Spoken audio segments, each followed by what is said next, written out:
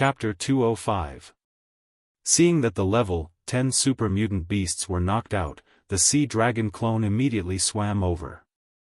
At this moment, cracking sounds came from its body. Its muscles were also wriggling quickly. A moment later, it turned into a 130-meter-long behemoth. It opened its mouth and pounced on the level 10 super mutant beasts. The super mutant beasts hurriedly tried to escape, but their heads hurt from the sonic attack just now and they completely lost their sense of direction. Also, Immortal released the natural pressure of a wild beast, suppressing many of the super mutant beasts so much that they didn't even dare to move. They could only let it devour them. In just half an hour, it devoured more than a dozen super mutant beasts here. Immortal clearly felt that the energy in the cells in his body had increased a lot. And this was only the outside of the nest. Inside the nest, the entire trench was a huge blood river that was 1,000 kilometers long. In this blood river, there were thousands of level 10 super mutant beasts. Immortal was overjoyed. If it devoured these level 10 super mutant beasts, the sea dragon clone should level up. Soon, he swayed his body and entered the blood river in the trench. As soon as he entered the blood river, countless thick sanguisurincus stretched out toward Immortal like blood-red pythons. Immortal's long way spread out. These sanguisurincus immediately crouched at the bottom of the sea, not daring to move at all. Then Immortal used the sonic attack again. These level 10 super mutant beasts once again felt a sharp pain in their heads. They rolled and struggled in pain. Immortal controlled the sea dragon clone to open its huge mouth and devour them. The energy in the sea dragon clone's body kept increasing crazily. But at this moment, Immortal discovered that the sanguisurincus around the nest, when they realized that they couldn't attack him, began to rapidly divide into thousands of tiny sanguisurincus. These sanguisurincus quickly interweaved above the trench. Then, a small sarcoma continued to grow on the sanguisurincus. At first, the tumor was only the size of a fist. But soon, like a balloon, it grew bigger and bigger. In the end, it once again formed a giant sarcoma with a diameter of 50 meters. Then, the second, third, and fourth sarcomas were formed. It was obvious that the nest was repairing itself. Immortal took a deep breath. It seemed that the sonic attack was still inferior to his dragon wool meteorite. If the draconic meteor came crashing down, the broodmother wouldn't have a chance to recover. He immediately controlled the sea dragon clone and opened its mouth. Boom! A fiery red energy shot out. This fiery red energy looked like fire, but it also didn't seem to be fire. That was because it could burn at the bottom of the sea. The surrounding sanguisurincus instantly shriveled up upon contact with the energy. In the next moment, they were all reduced to ashes. Then, the energy was sprayed onto the sarcoma above. When the sarcomas encountered this energy, they were like plastic being burned by flames, constantly melting into small black blood balls. In the end, it also disappeared. Then, this energy sprayed towards the blood river below. The blood water in the entire blood pool seemed to evaporate in the face of this violent energy and kept decreasing. This time, the sarcoma above the broodmother never recovered. This was the first time the sea dragon clone had used energy. It was also the first time Immortal had seen an energy attack. Although the cells of Earth's creatures were extremely strong and could store energy. But they didn't have energy in their bodies. In other words, even if there was energy, it was all converted into the nutrients they needed to grow. Only by surpassing the restrictions of Earth and reaching the level of a desolate beast or a hunter could they release an energy attack. And the power of an energy attack was extremely fierce and domineering. Even Immortal wouldn't be able to withstand this energy attack. And ordinary desolate beasts, although they had energy in their bodies, couldn't not release it. This was because energy attacks consumed a lot of energy. The energy in their bodies would soon be exhausted. But at this moment, the sea dragon clone didn't have this concern. Because every time it released an energy attack, it would devour a few level 10 mutated beasts. The energy obtained from devouring level 10 mutated beasts could completely replenish the energy he used to release an energy attack. And while constantly releasing energy attacks, he found that the blood vessels and cells in the sea dragon clone's body had become much stronger after constant cleansing. It turned out that desolate beasts could quickly become stronger in this way.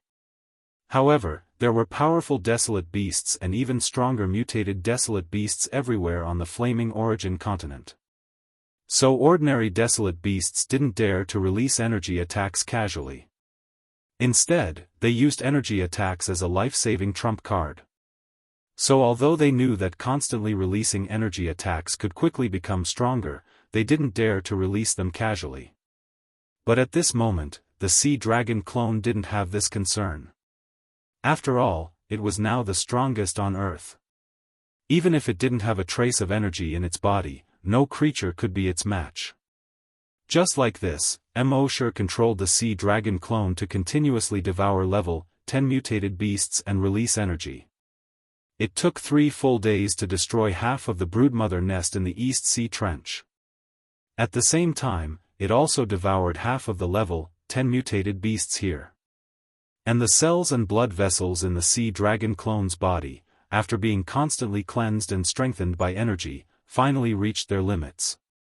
Immortal felt a faint pain of his muscles being torn apart in his body. He immediately switched his consciousness back to his main body. It was still the same saying, "If there's trouble, let's enjoy it together." It was currently afternoon. Happy was knocking on the door. Immortal got out of bed and opened the door. A ray of sunset fell into the room from outside the door. Outside the door, Happy's silhouette was outlined by the sunlight with a golden edge. Her originally black hair seemed to have turned golden in the setting sun. There was some concern in her beautiful eyes. Obviously, she saw that Immortal had been staying in the room for the past few days and didn't go out much. So she was a little worried. Immortal reached out to rub Happy's head and smiled. "Don't worry, I'm fine. I'm just tired from running around outside a few days ago, so I slept a little longer." When Happy saw that Immortal was truly fine, he felt at ease. But she still took Immortal's hand and pointed at the setting sun in the sky. Immortal understood what she meant and said, "Okay, let's go out for a walk." Therefore, the two of them walked out of the corpse farm under the sunset. They took a walk in the base. Now, in the base, everyone's face was filled with hope. In the first 30 years after the apocalypse, no one in the base had any hope on their faces. Because they couldn't see any hope in the first place. There were infected creatures everywhere, and the city wall might be breached at any time. Until now, Immortal's strength had brought too many changes to the base. Hope finally appeared on people's faces, and some smiles also appeared. Chapter 206. 2/3 of the people in the base were already zombie hunters or psychokinesis. The remaining 1/3 were also full of hope. Mr. Mo had said that as long as they trained hard, everyone could become a zombie hunter or psychokinesis. When they were strong, there were no infected creatures outside the city walls. They could expand their range of activity. They reclaimed a large area of land outside the city walls to plant wheat, corn, and other crops. They even had the leisure to cultivate an orchard to plant apple trees. It was estimated that in half a year, the people in the base would solve the most basic food problem. They wouldn't have to eat porridge and steamed buns every meal. After 3 years, they could often eat meat and even fruit. And all of this was thanks to Mr. Mo. So when the people on the road saw Immortal, they weren't as afraid as before. Some of the bolder ones even often greeted Immortal.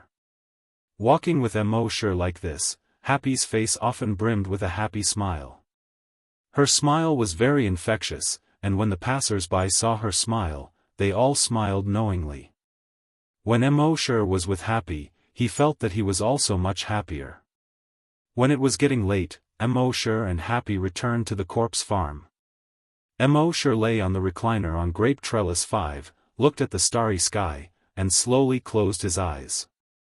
Happy thought that Immortal was asleep, so she brought a blanket and covered Immortal.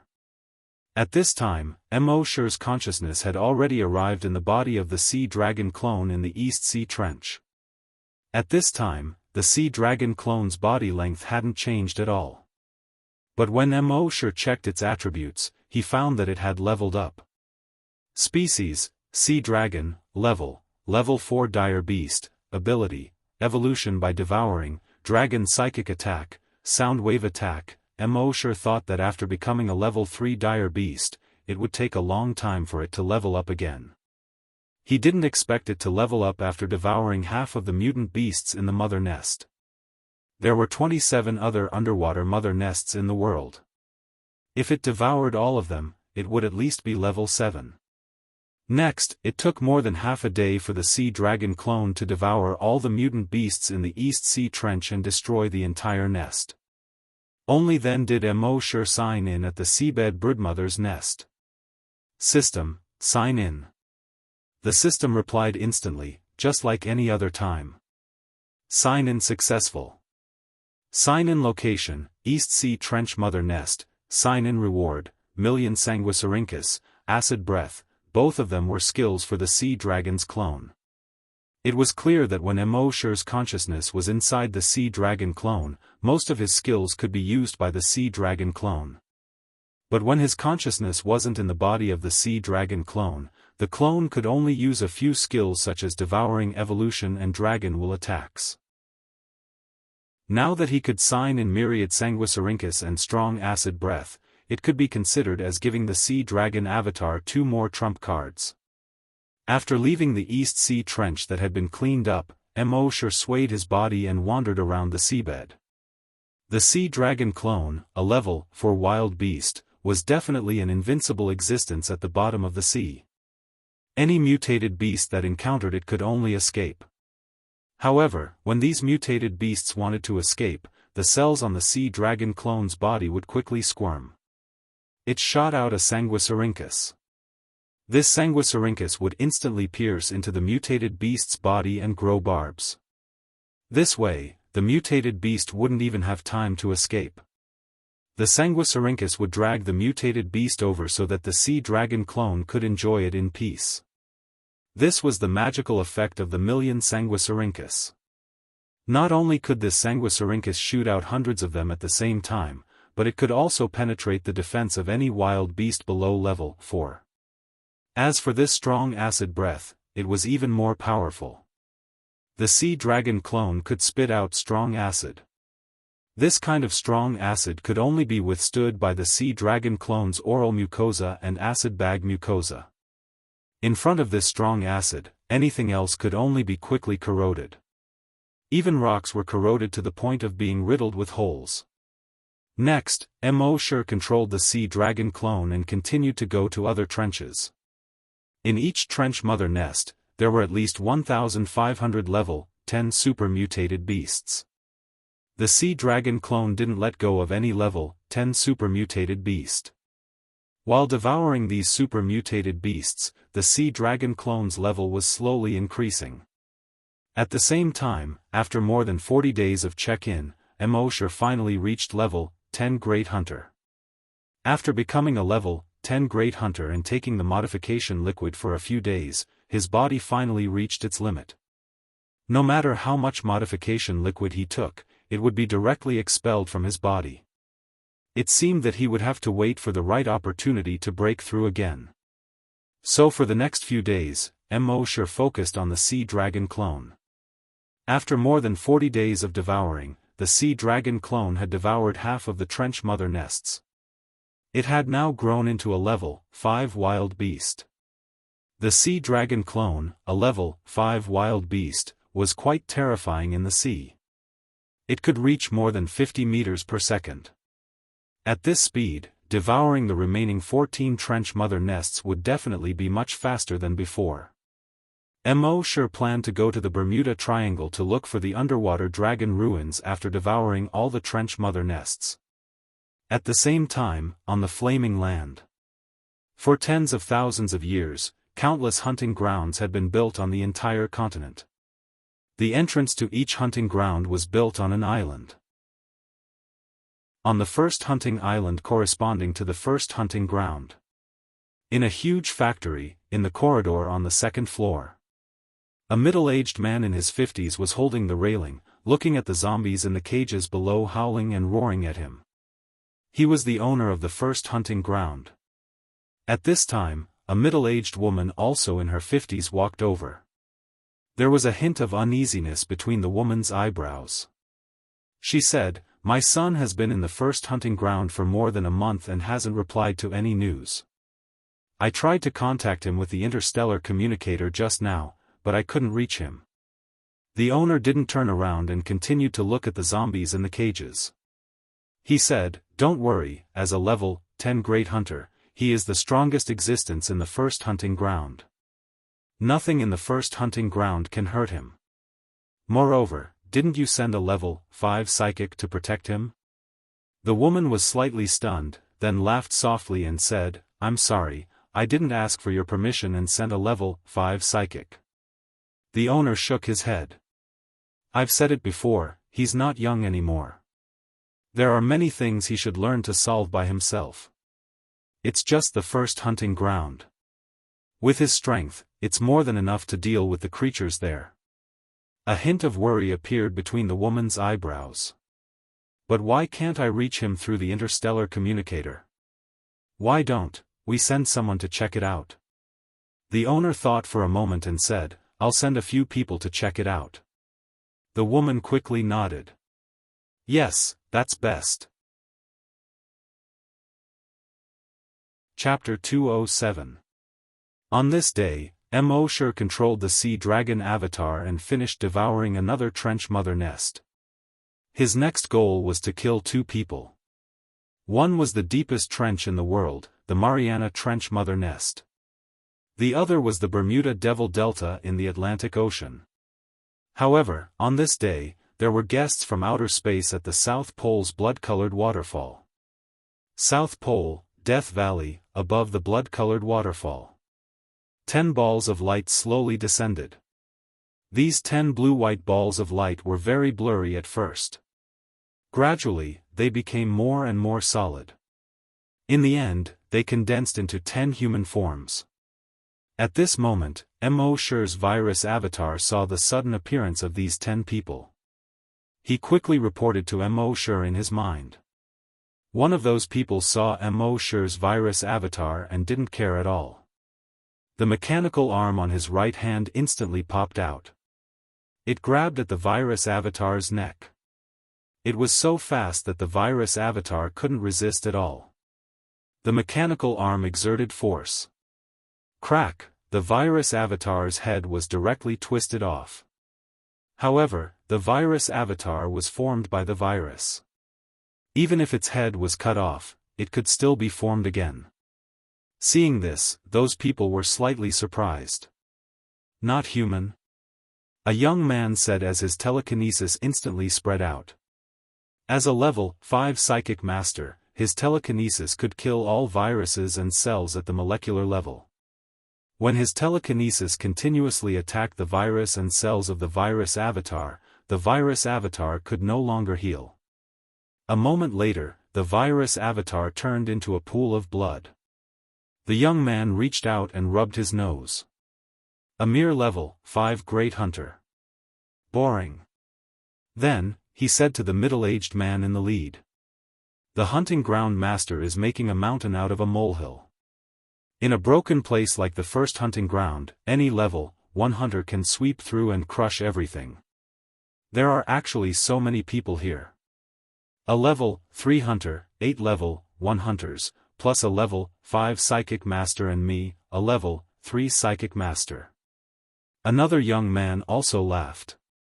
"Why don't we all take a break and take it as a vacation? You can sweep through the first hunting ground alone." The level 3 psychic master youth rubbed his nose. "Let's go then. A level 3 psychic master is an existence that can crush everything in this broken place." With the flaming origin continent, although a telekinesis grandmaster couldn't defeat a hunter, if they were at the same level, a telekinesis grandmaster could defeat a hunter. Therefore, a place where even a level 1 hunter could run rampant, he, a level 3 psychic master, could easily sweep all the way. The leader of the level 5 psychic masters smiled and said, "Nothing is absolute."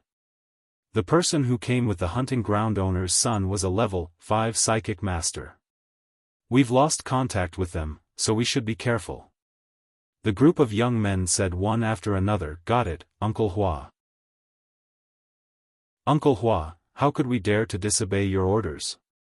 Uncle Hua is right. But in their hearts, they didn't think much of it. A rundown place like the first hunting ground was just child's play.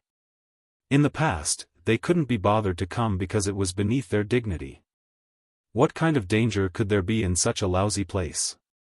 Uncle Hua nodded to a LV-1 hunter. The level 1 hunter immediately took off his backpack from his back.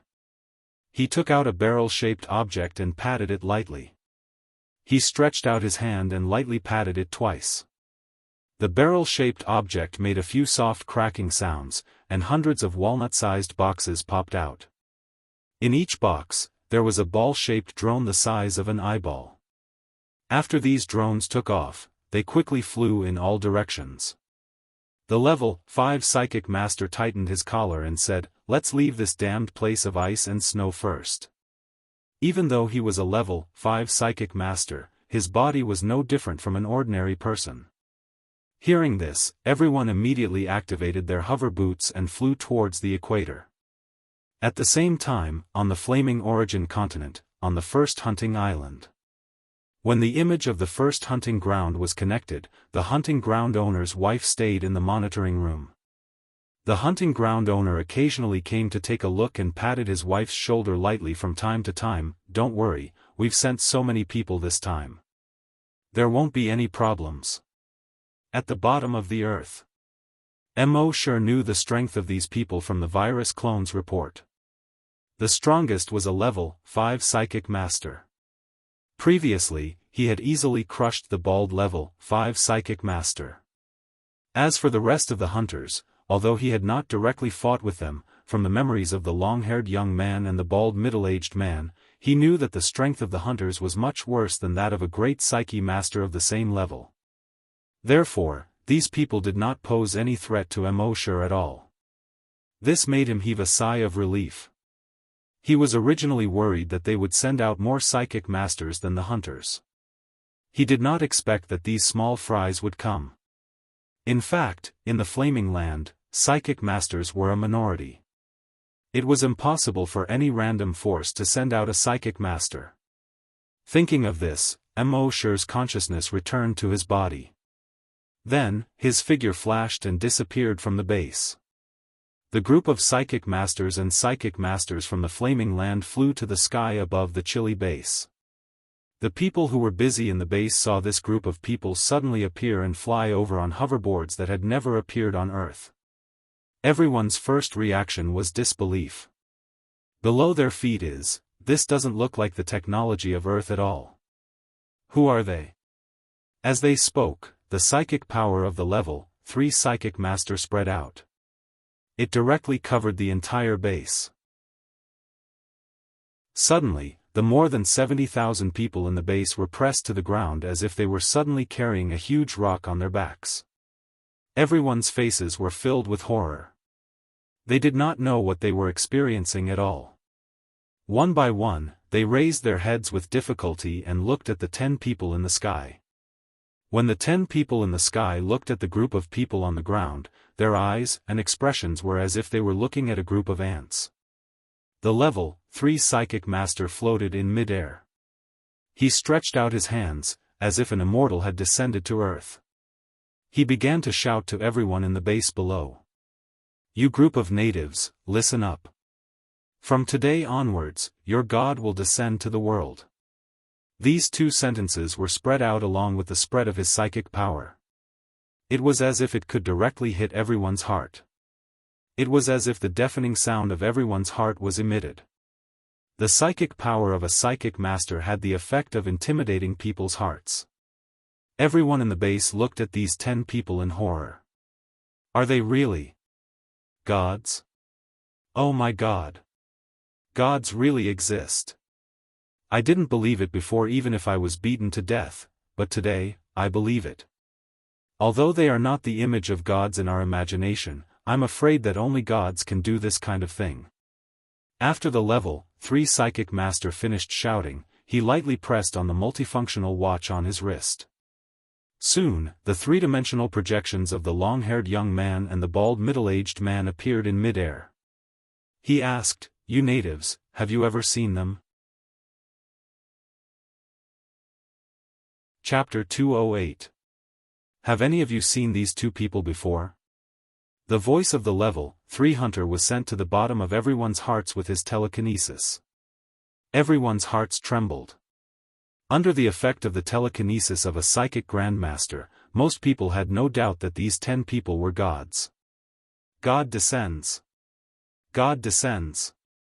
It's really God. Of course, this kind of effect was ineffective against those with high levels of psychokinesis or those with strong willpower. Especially the few level 10 psychokinesis left behind by Mo. They looked at the 10 people in the sky with solemn expressions. They're not gods, they're just mortals. A level 10 psychokinesis said solemnly. Seeing this, the level 3 psychic grandmaster snorted. You don't know what's good for you. As he spoke, his telekinesis instantly attacked the level 10 psychokinesis. Pop! The level 10 psychokinesis right hand exploded first. Then, pop, pop, pop, pop, pop, the level 10 psychokinesis whole body exploded like firecrackers. In the end, his flesh and blood slowly dissipated in the air like smoke after firecrackers. When the surrounding people saw this, their expressions changed drastically. The level 3 psychic grandmaster pointed at the three-dimensional figures in the air and sneered. I'll ask one last time. Have you seen them? Everyone shook their heads. No, I haven't. The level 3 psychic grandmaster shrugged helplessly. Since you bunch of aborigines can't provide any help to us, then there's no need for you to exist. As he spoke, his telekinesis suddenly spread out.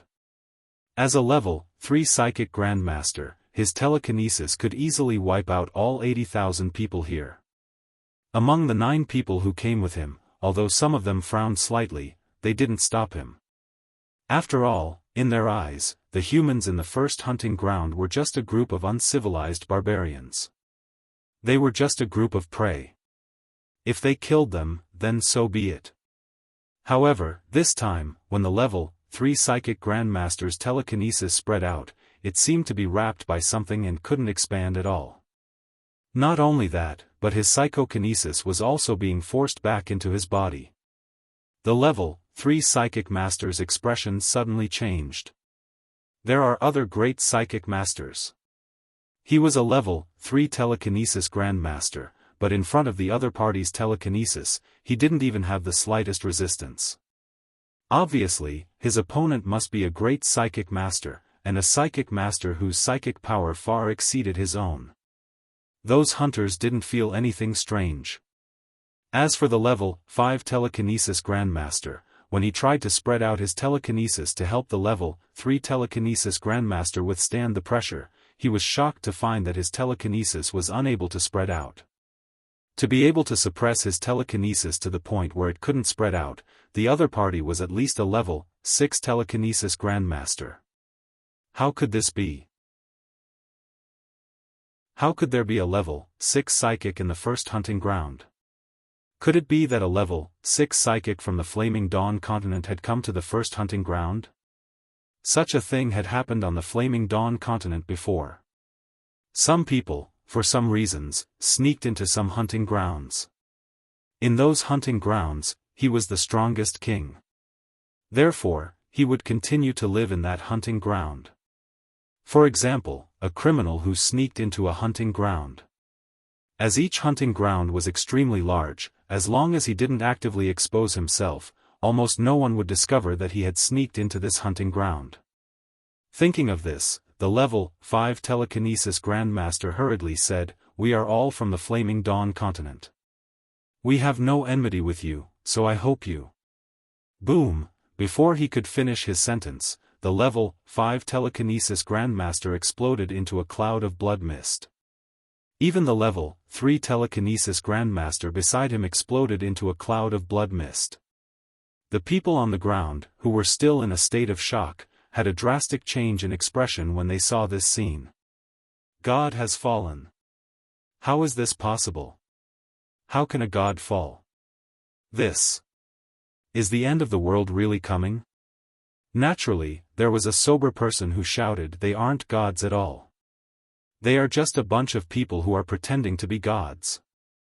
At the same time, the remaining 8 people in the sky were all horrified. Among the 10 of them, the 2 strongest people were instantly killed just like that.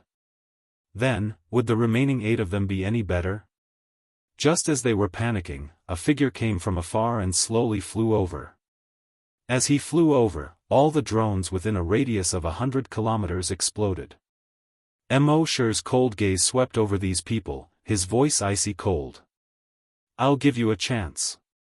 1-on-1, or a group fight." The 8 people looked at each other.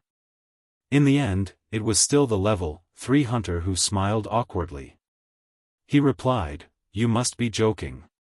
How would we dare to attack you? We are only here to look for someone." Boom boom boom boom boom.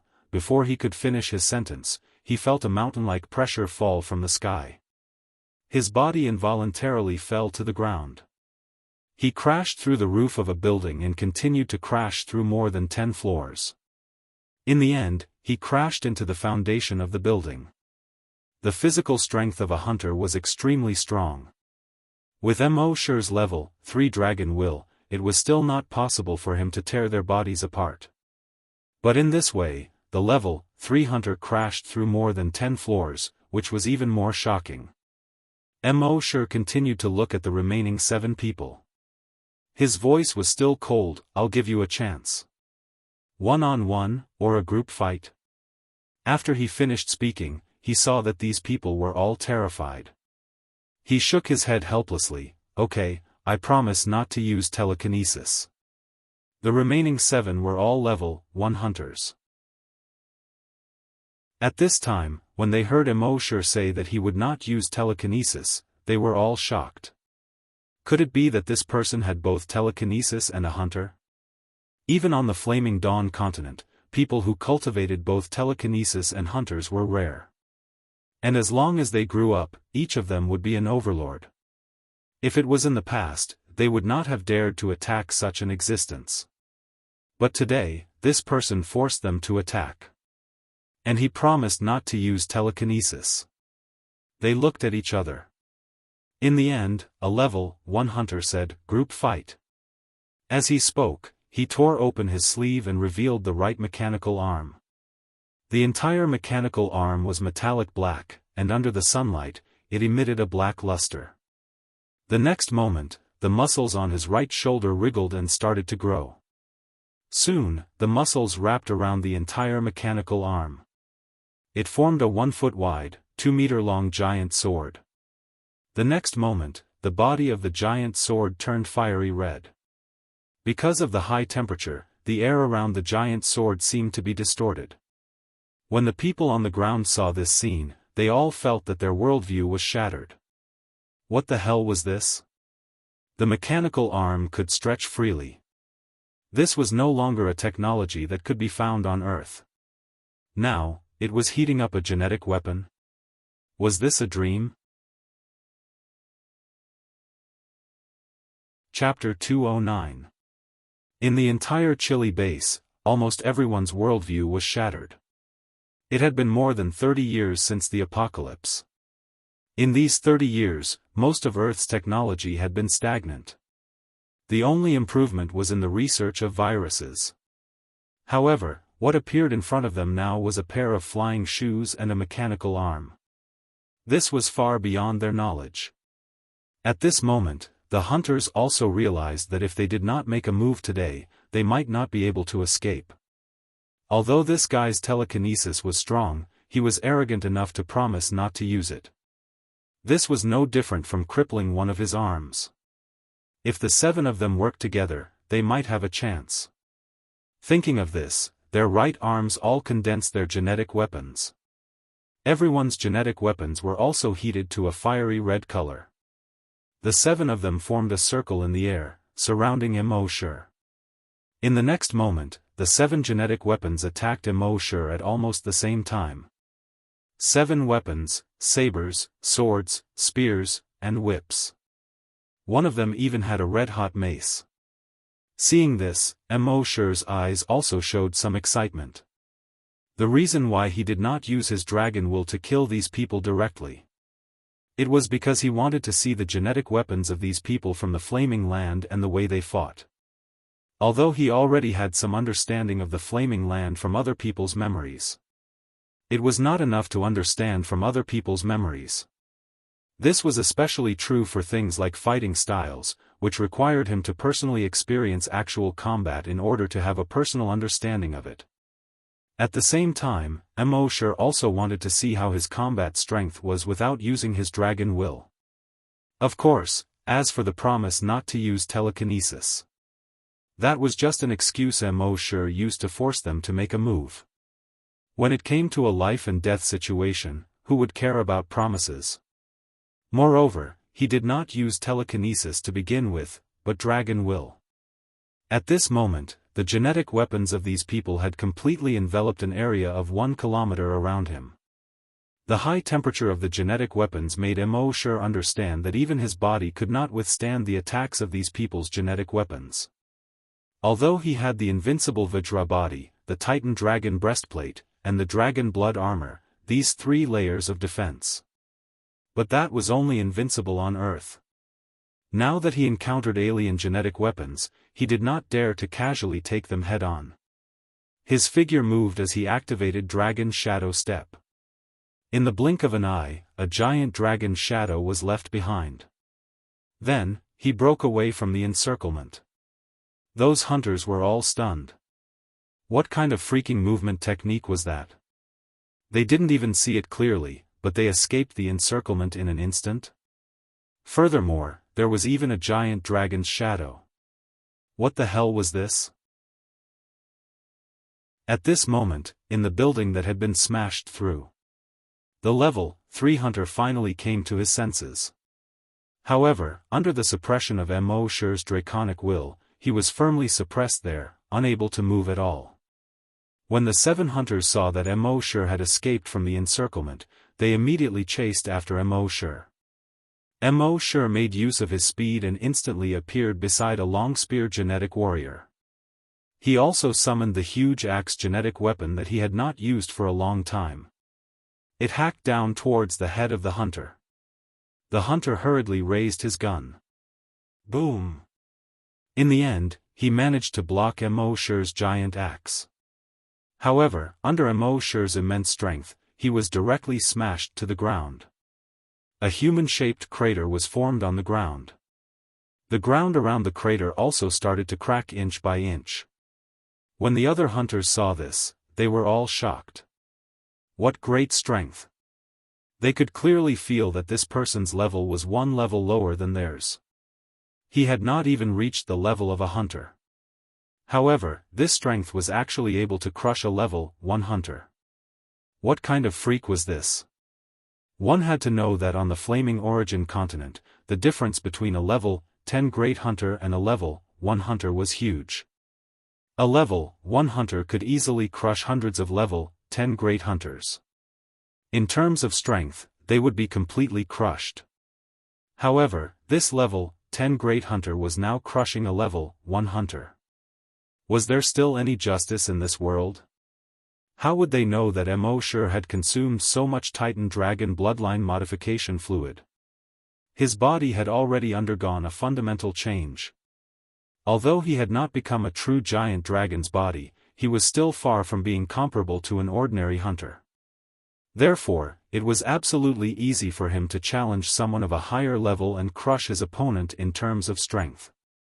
Next, Immortal used the Dragon Shadow Step to constantly move between the 6 of them. From time to time, he would swing his axe as if it had the power to destroy the world. Even if these people were able to react in time and block his giant axe, they were basically sent flying hundreds of meters away by his abnormal strength. The more these people fought, the more shocked they became. Previously, they thought that this guy was just a level 10 great hunter and that they could easily defeat him without using their telekinesis. However, they never thought that this guy would not only not be at a disadvantage but also completely suppress the 7 of them by himself. He could still crush someone of a higher level than him. What kind of freak was this? At this time, Mo Shi was getting braver and braver as he fought. He thought to himself, still not using your trump card? He knew that all the hunters had an absolute trump card. This trump card was extremely powerful, and they would not use it unless they had no other choice. Since these guys still had not taken out their trump cards, he could only add fuel to the fire. Thinking of this, Mo Shi used the dragon shadow step and instantly appeared behind a hunter. The giant axe in his hand fiercely chopped down toward the hunter's head. The speed of this attack was extremely fast and sudden. That guy did not even have time to react. He was split into 2 halves by the giant axe. Like 2 slices of pork, he flew far away. These 2 slices of pork fell directly into the base below. When everyone saw this, they all screamed and dodged. Some of the cowards were scared shitless. At this time, there were only 5 hunters left in the sky. They saw that this level 10 great hunter was actually so powerful. All of them were shocked. They looked at each other and then gathered in the same direction. The next moment, the 5 of them attacked Mo Shi together. When they were 2 to 5 meters away from Mo Shi, their genetic weapons suddenly shone brightly, emitting a dazzling white light. At the same time, their genetic weapons also released a red and white laser-like energy. This energy came extremely quickly. Swish, swish, swish, Mo Shi was already prepared. With a leap of the dragon shadow step, he was already behind the 5 of them. At the same time, the energy released by the genetic weapons of these 6 people continued to extend a few hundred meters forward, sweeping toward the few buildings in front of them. Those buildings were directly broken in half by the force of the sweep. With a rumble, they collapsed. This was the trump card of a hunter. Every hunter had a certain amount of energy stored in their cells. This energy could allow them to be more powerful when attacking. When running, it could increase their speed. However, the most important use of this energy was to release it through genetic weapons in the form of laser-like energy. Its speed was extremely fast and its destructive power was extremely strong. When the energy of a level 1 hunter was released through genetic weapons, even a level 5 hunter would not dare to take it head-on. Chapter 210. When the energy was released, the genetic martial arts would become a hot weapon similar to guns and cannons. And the energy would become the bullet of the firearm. Its lethality was extremely high. Genetic weapons that were releasing energy were generally known as energy weapons. Even a level 1 hunter could easily kill a level 5 hunter with an energy weapon in a sneak attack. However, there was a small flaw in energy weapons. When releasing energy, there would be a short charging time. The lower the level, the longer this charging time would be. For example, these level 1 scavengers only had 1 second to charge up their power. But if one reached level 10, the charging time would be reduced to only 0.1 seconds. It was precisely because Mo Shi knew that their energy weapons needed time to charge up that he was able to use his speed to dodge their energy attacks. When the 5 hunters saw that the level 10 great hunter in front of them was actually able to dodge their energy weapon attack, their complexions changed again. It should be known that in their flaming land, there were no great hunters who could dodge energy attacks. Although their energy weapon attacks had a charging time, it was still not enough. But with the speed of a great hunter, it was impossible to dodge.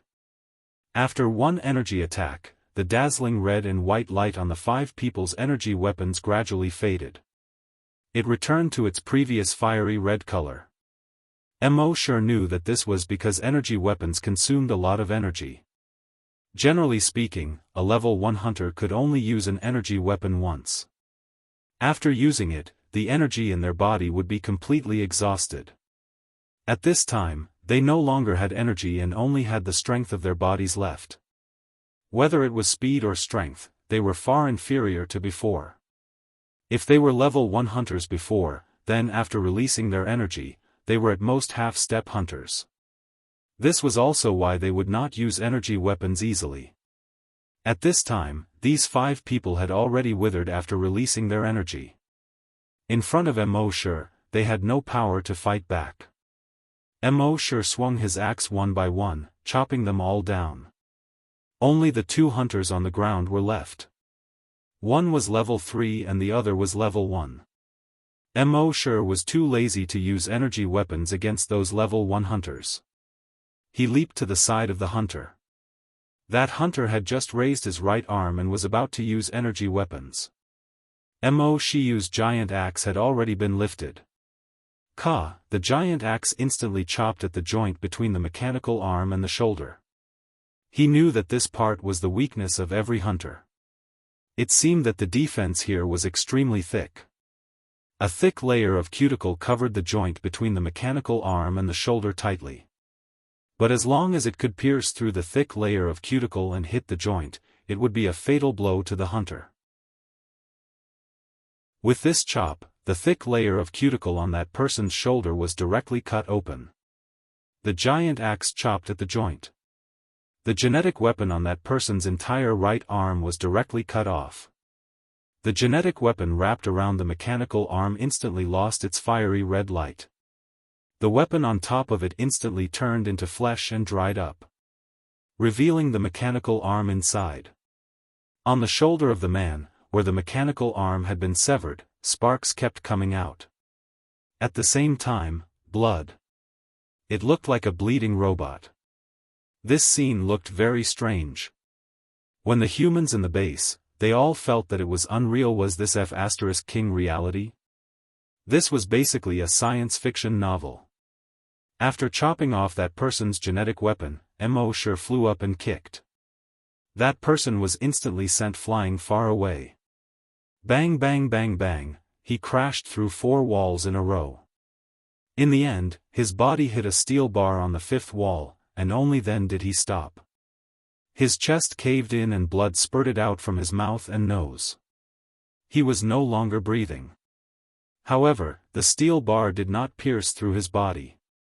Instead, it was directly bent by his body.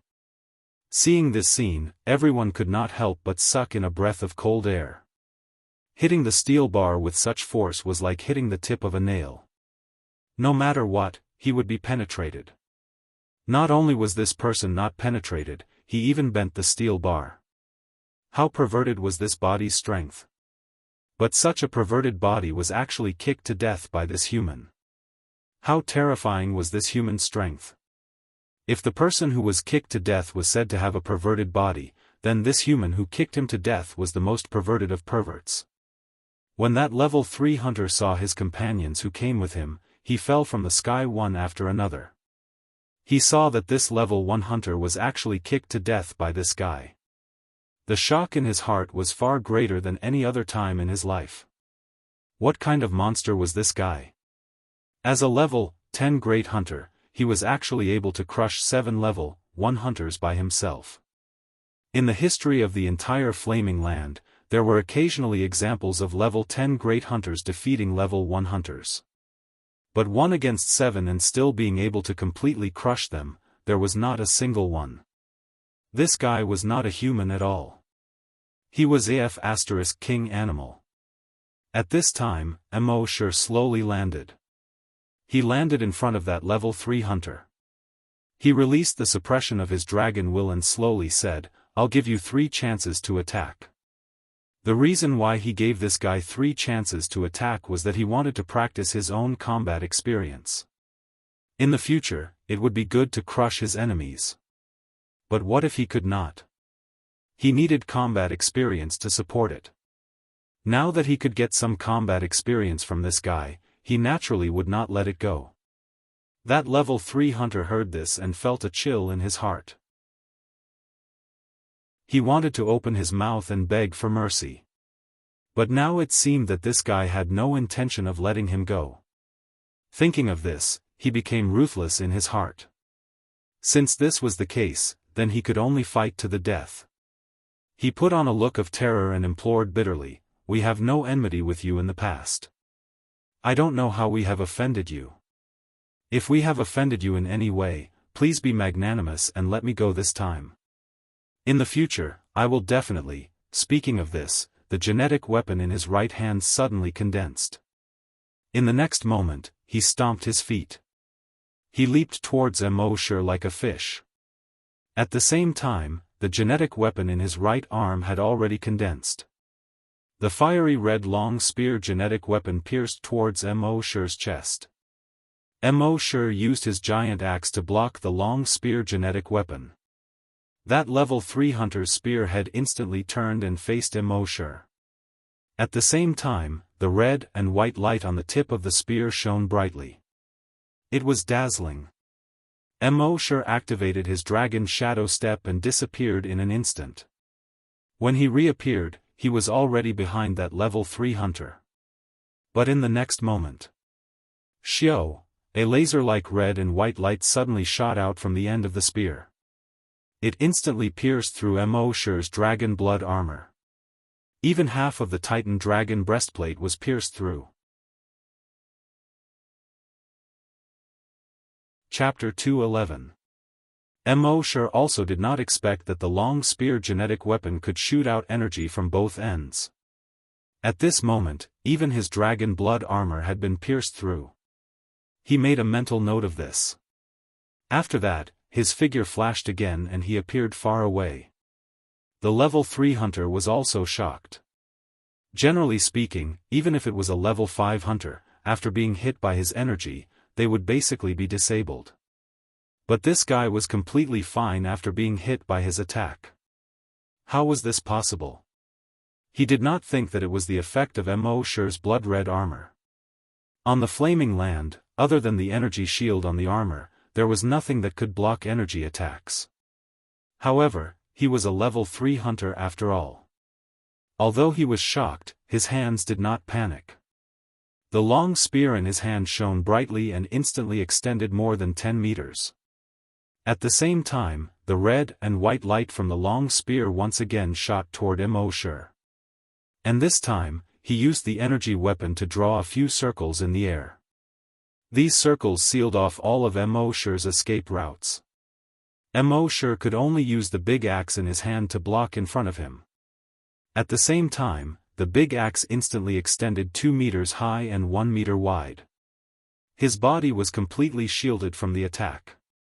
Buzz buzz buzz, a few soft sounds. Sparks flew from Immortal's big axe.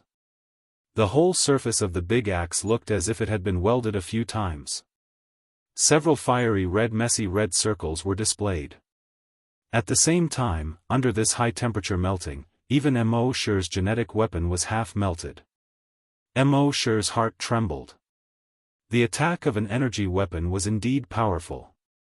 One must know that in the past, on Earth, there was nothing that could cause even a slight scratch on his genetic weapon. However, the level 3 hunter's expression was several times worse than Immortal's. This kid's genetic weapon could actually block the attack of an energy weapon. What the hell was this?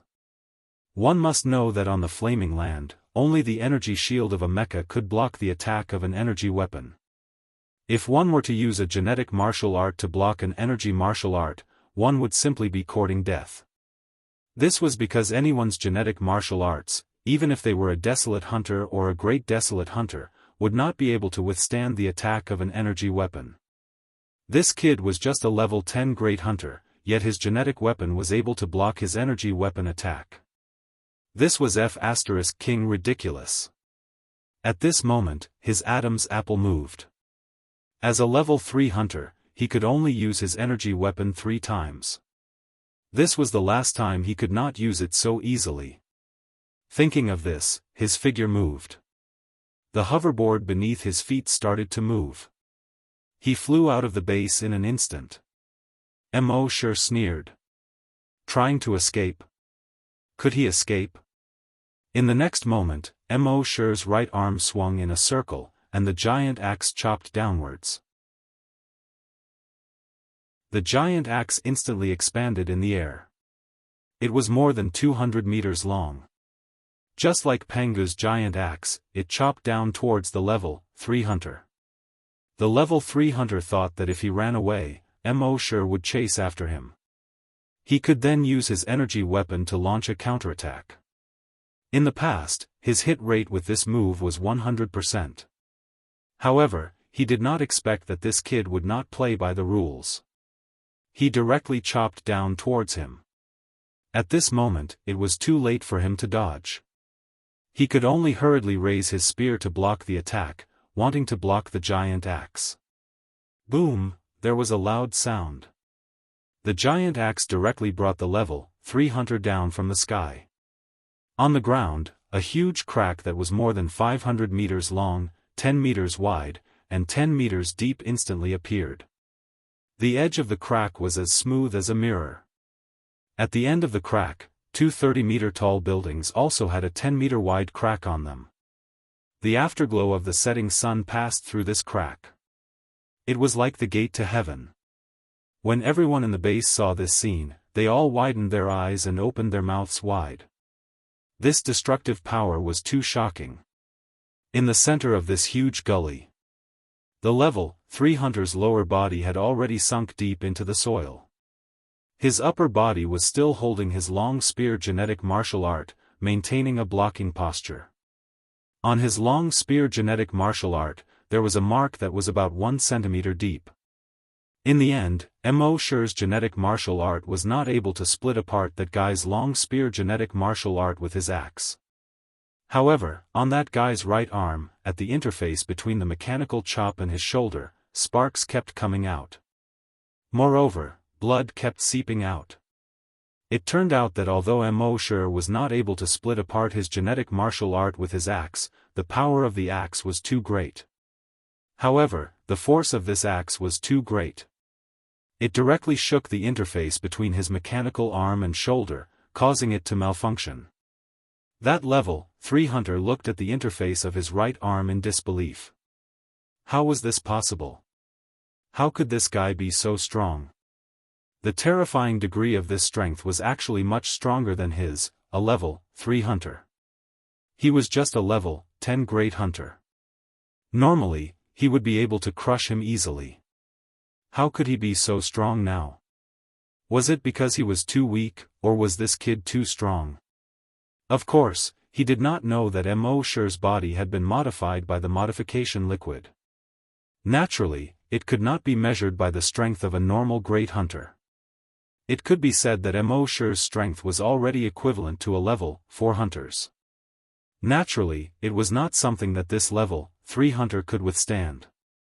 At this time, Mo Shi saw that the level 3 hunter's genetic martial art had malfunctioned and could no longer display stronger combat power. He was too lazy to continue entangling with him. The huge axe chopped down once again. Kacha, the level 3 hunter's genetic martial art was immediately split into 2. At the same time, the huge axe fell on the level 3 hunter's head.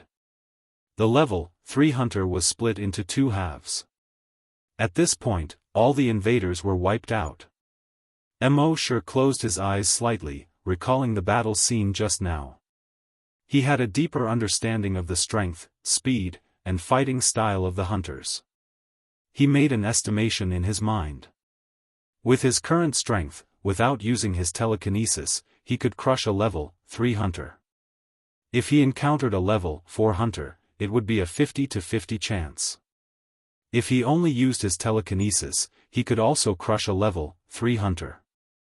If the Long Nian Shi and the hunters used all their methods, crushing a level 5 hunter should not be a problem. If he encountered a level 6 hunter, it should be a 50-50 chance. As a level 10 great hunter and a level 3 Long Nian Shi, he was able to crush a level 5 hunter by so many levels. Even on the Flaming Dawn continent, he was considered a rare talent. Of course, Mo Shi still had the absolute trump card of summoning the blood breeds. So in fact, his overall strength was stronger. As for how strong he was, he did not use the skill of summoning the blood breeds, so he did not know. Of course, this skill could not be used casually. The strength, number, and type of the things that were summoned were all random. And it did not distinguish between friend and foe. At that time, if he was also killed, it would be awkward. Chapter 212. Mo sure killed these 10 people. He left a huge ravine more than 200 meters long in the chilly base. After that, he ignored the humans in the chilly base. He took a step forward, leaving behind a 100-meter-tall dragon shadow, and then disappeared. After a while, the dragon's shadow also slowly disappeared. In the chilly base, all the humans felt like they were dreaming. From the arrival of the 10 godlike powerhouses to the moment they were pressed to the ground by an invisible force. Then, the powerhouse with a pair of energy wings appeared. Finally, he killed the 10 people and left. Only 5 minutes had passed. All the 11 people were unbelievably powerful. They were so powerful that it was beyond their understanding. Especially the human with the pair of energy wings. He was so powerful that even the 10 powerhouses were afraid of him. If the 10 powerhouses were gods, then the human with the pair of energy wings could be called the God Slayer. No, Slayer was not enough to describe him. To be more precise, he was the God Slayer.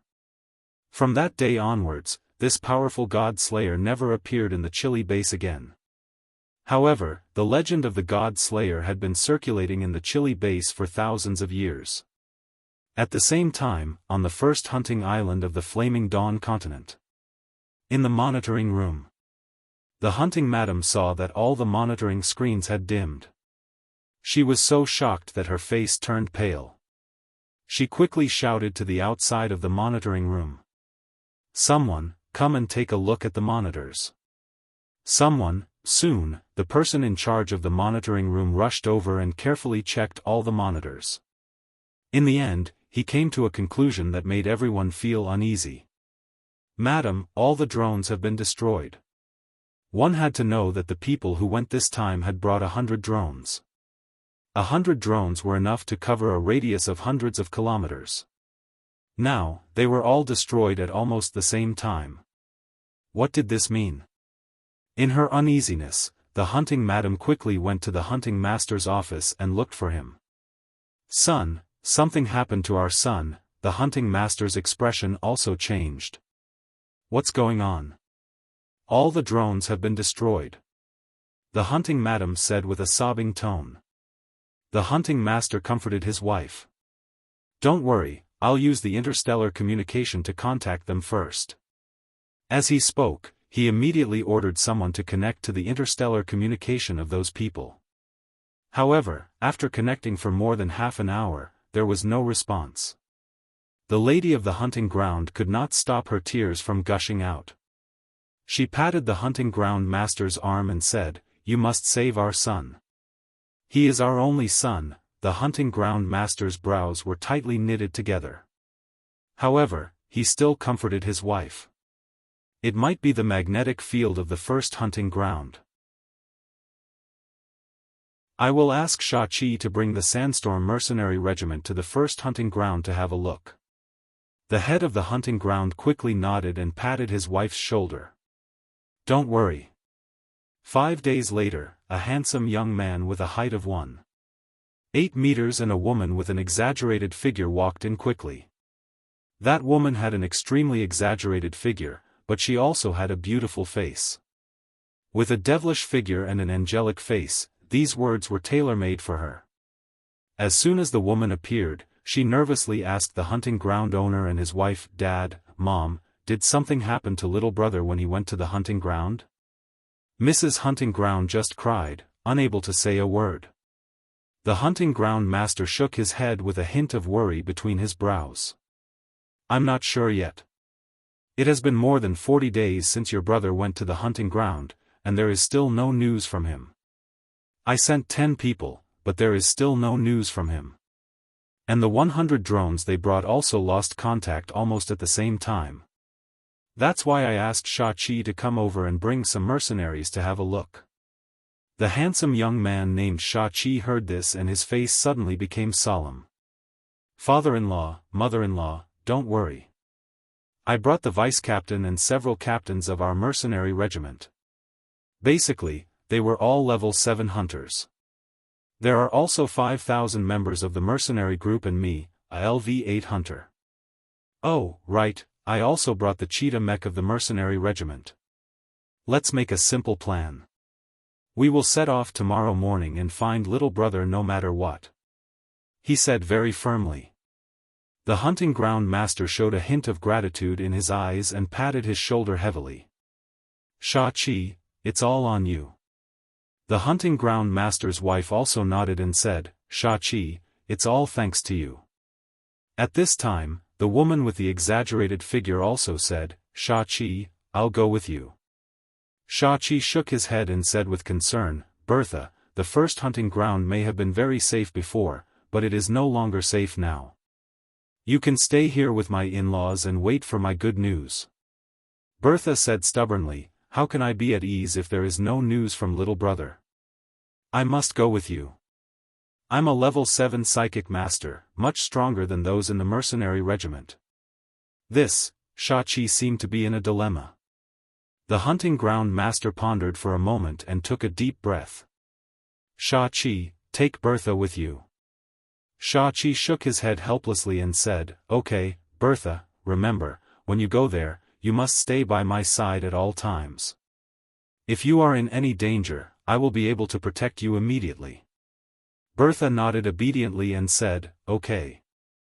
Soon, Shaqi, Bertha, and several senior members of the Sandstorm Mercenary Regiment were in the meeting room to draw up a plan of action. The vice-captain said to Shaqi and Bertha, Captain, Madam Captain, we have too many people this time, so we will split into 2 coordinates. You will take 2,500 people to the first teleportation point. The captains and I will take 2,500 people to the second teleportation point. When we get there, we will see if we will meet up directly or split up to search. Shaqi nodded and said, okay, we will do as you say. Now, let's split up and prepare. We will leave in half an hour. After the mercenary regiment left, Shaqi came to Bertha and gently put his arm around her shoulder. Don't worry, little brother will be fine. Bertha nodded and said, Shaqi, for our family, you put down so many important things and rushed over here. You even personally brought people to the first hunting ground. You are so nice. Shaqi shook his head and said, we are already here. Isn't your little brother my little brother? How can I not care about my little brother's business? Bertha nodded and said after a moment of silence. Shaqi, this time when little brother comes back, let's have a child. Shaqi heard this and was slightly stunned. A moment later, his eyes were filled with excitement. Bertha, is this true? Bertha left a kiss on Shaqi's face and said with a smile, silly, when have I ever lied to you? Shaqi immediately laughed like a child. That's great. That's great, Bertha, I love you. 10 days ago. Immortal returned to base C1 after wiping out the group of people. Under the grape trellis of the corpse farm, Immortal was lying on a deck chair, basking in the sun while thinking about something. Chapter 213. 10 days ago, Immortal had just killed those hunters and psychic grandmasters. Under the grape trellis of the corpse farm, Immortal was lying on a recliner with his eyes slightly closed. It looked like he was resting, but in fact, he was thinking about something. Last time, he killed 2 people. This time, there were 10. If he killed these 10 people this time, how many would come next time? Furthermore, he was certain that the next one would be even stronger than this one. He had to think of a way to make them unable to come to Earth in the future, or to make them afraid to come to Earth. It was impossible to make them unable to come to Earth. The Antarctic blood waterfall was just a coordinate.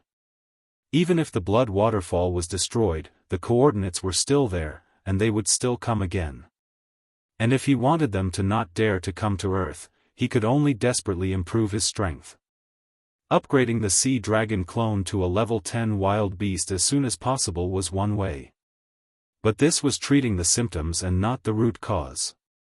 Although there weren't many hunters on the Flaming Origin continent, who could guarantee that the hunting ground master wouldn't be able to find a hunter to help? So Mo sure thought about it and felt that this matter had to be solved from the source. After thinking for half an hour, he suddenly had a bright idea. He had an idea. But the most important thing now was to improve the strength of the sea dragon clone. Mo sure had planned to destroy the other undersea mother nests before going to the Mariana Trench mother nest in Bermuda. That would be safer. But now, he had to hurry up and improve his strength, the faster the better. So he decided to go directly to the Mariana Trench mother nest later. System: sign in for a special event. Killing those hunters and great hunters was naturally a special event. The system's voice answered quickly. Sign in successful. Sign in event, kill intruder, sign in reward, flame dragon battle axe. Mo sure checked the reward in his mind. Flame dragon battle axe, inject the energy in the body into the genetic weapon, and the genetic weapon can evolve into the flame dragon battle axe. The flame dragon battle axe is invincible and indestructible. Best effect on the genetic and energy weapons of the hunters. Seeing this reward, Mo sure revealed a faint smile on his face.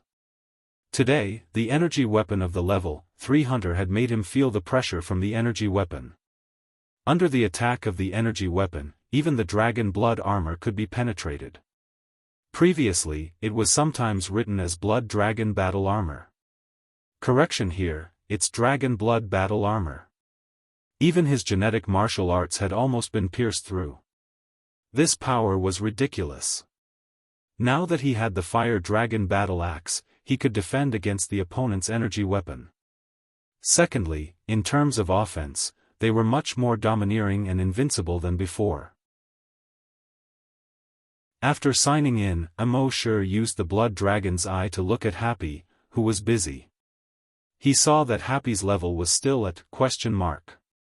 She didn't know when her talent would awaken. I'm happy. Mo sure shouted at Happy. Happy put down the work in his hands and walked over. She stared at Mo sure with her big, expressive eyes. Mo sure said, "It's getting hot. You should rest for a while. Don't be so busy." Happy's smile bloomed, and it was extremely infectious. He gestured, "If I'm busy, I'll feel useful. Otherwise, others will say that Brother Mo's woman is useless." Mo sure smiled and shook his head. "Happy, you don't have to do anything. When the time comes, you'll realize that you're more useful than anyone else." Mo sure still didn't know what Happy's talent was. However, just looking at the difficulty of unlocking it, after being in the virtual dragon palace for so long, 2/3 of the people in the base had already become zombie hunters or psychokinesis. However, her talent hadn't been unlocked yet. Even if one were to use their toes to think, they would know that this was definitely an incredible talent. Happy naturally didn't know this. She only felt that Brother Mo was comforting her. She was very happy about Brother Mo's concern. However, she didn't put down the work in her hands. Brother Mo was so good to her. How could she drag him down? When Mo sure saw that Happy was busy, he stopped trying to persuade him. Instead, he closed his eyes and ordered a clone to go to the South Pole blood waterfall. At the same time, his consciousness had already entered the body of the sea dragon clone at the bottom of the sea. He controlled the sea dragon clone and headed towards the Mariana Trench in the Pacific Ocean. The current sea dragon clone had already become a level 5 desolate beast. It was unstoppable in the sea. Moreover, its speed had reached 50 meters per second. Even so, because the distance was too far, it took 2 days to reach the top of the Mariana Trench. The Mariana Trench was more than 2,500 kilometers long and more than 70 kilometers wide. The deepest part was 11,000 meters. It was the deepest place in the world's oceans.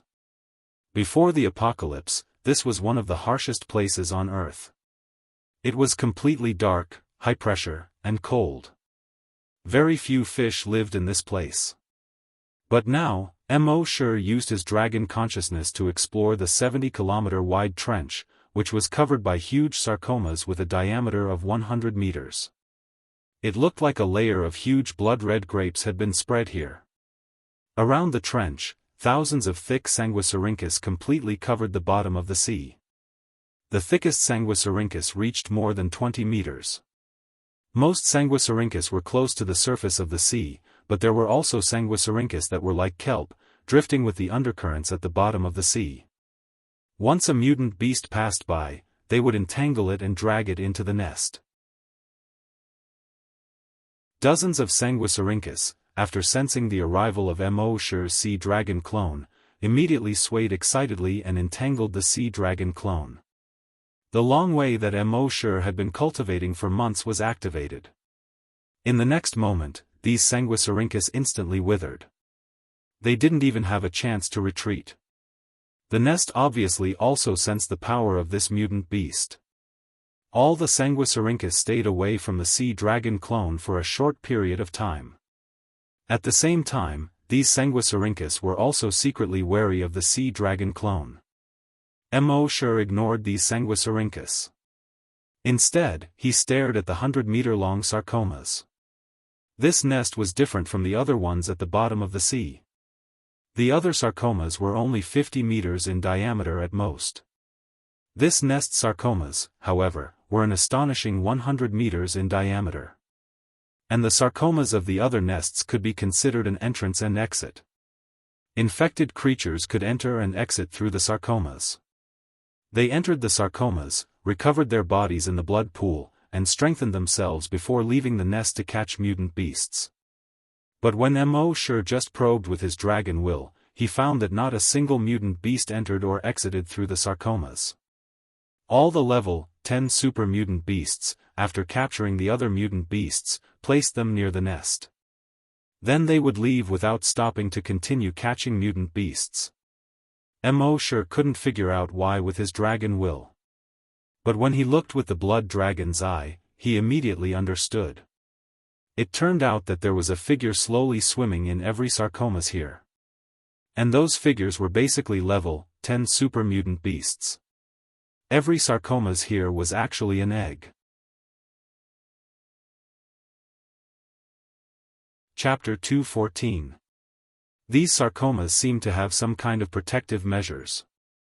When Mo Shi used his level 3 dragon's will to investigate, he couldn't detect anything strange inside.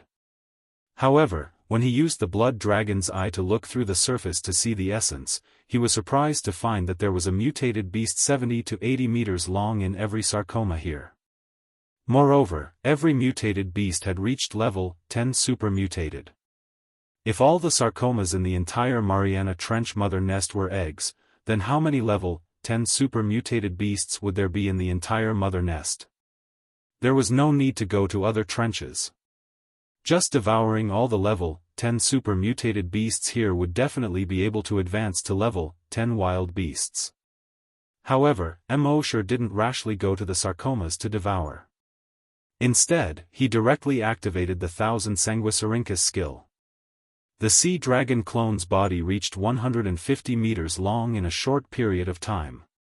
Then, the skin and flesh on its body wriggled quickly. More than 50 sanguisurincus were ejected. These 50 sanguisurincus instantly shot out like lightning. They directly pierced through more than 50 sarcomas. They pierced into the bodies of the level 10 super mutated beasts in the sarcomas. Then, the sanguisurincus turned into thousands of tiny sanguisurincus in the bodies of the super mutated beasts and probed into all parts of the bodies of these super mutated beasts. They continuously sucked the blood of these level 10 super mutated beasts. Moreover, these tiny sanguisurincus could also spit out strong acids that corroded the bones and muscle tissues of these super mutated beasts. In the end, their entire bodies turned into blood and were absorbed by the sanguisurincus. From the outside, these sanguisurincus looked like straws that were inserted into the sarcomas. The sea dragon clone continuously sucked the blood of these sarcomas through the sanguisurincus. Using this method, it actually devoured 50 level 10 super mutated beasts in just 5 minutes. After the sarcomas were sucked clean, they all deflated. Another 50 sanguisurincus popped out of the sea dragon clone's body and continued to suck the other 50 level 10 mutated beasts. Mo Shi was secretly delighted. Using this method to devour level 10 mutated beasts was much more efficient than before. In the past, it would take the sea dragon clone about half an hour to devour a level 10 super mutated beast. But now, it had devoured 50 of them within 5 minutes. At this rate, it would probably take 3 to 5 months to devour all the sarcoma eggs in the Mariana Trench. Of course, while the sea dragon clone was devouring, Mo Shi was also constantly probing the surroundings with his dragon consciousness. This was especially true for the broodmother nest in the trench, which was filled with a thick smell of blood. He had a hunch that this mother nest wasn't simple. Although the sea dragon clone, a level 5 wild beast, could already crush any super mutated beast. However, no matter how strong they were still weak in the face of some natural disasters. Therefore, even now, Mo Shi was still very cautious in all his actions in these trenches. The devouring took 5 days. During these 5 days, Mo Shi couldn't remember how many level 10 super mutated beasts the sea dragon clone had devoured. He only knew that during these 10 days, the broodmother nest sanguisurincus had floated over several times, trying to attack the sea dragon clone. In the end, it was easily repelled by Mo Shi's long way. At the same time, after devouring a large number of level 10 super mutated beasts, the sea dragon clone had finally reached the level of a level 9 wild beast. With its current strength, even if Mo Shi's main body were to face it head-on, it would be reduced to dregs in an instant. However, during these few days, Mo Shi had always felt a little uneasy. Perhaps it was his combat intuition that had been cultivated in long-term battles. He felt that this uneasiness came from the bottomless Mariana Trench below. The entire trench was filled with blood. Even if he probed with his dragon consciousness, he couldn't completely explore the bottom of the trench. He could only pray in his heart. He hoped that the sea dragon clone could rise to a level 10 wild beast as soon as possible, and then leave this damned place as soon as possible.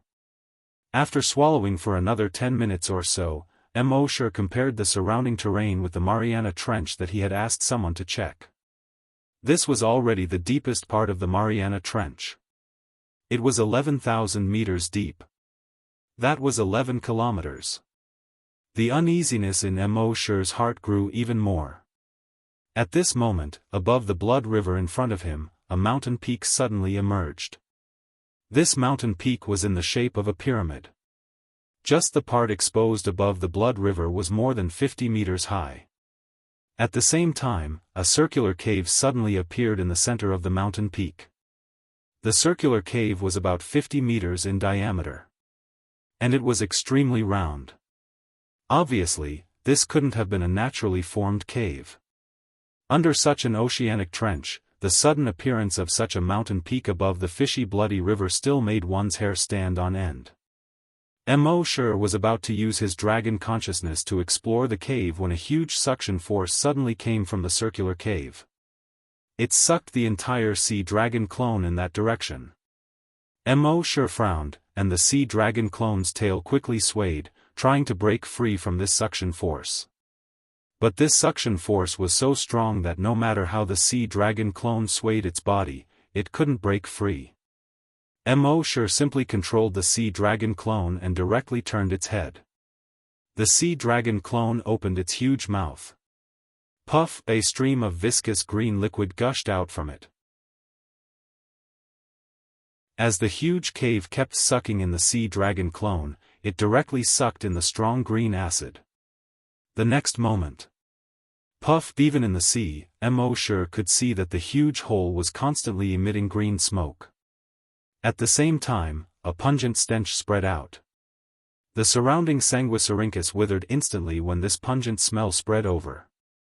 At the same time, the mountain peak kept shaking violently from side to side and shrank under the blood water. An extremely painful wail could be heard from the pool of blood. Roar, roar, however, it was obviously not over yet.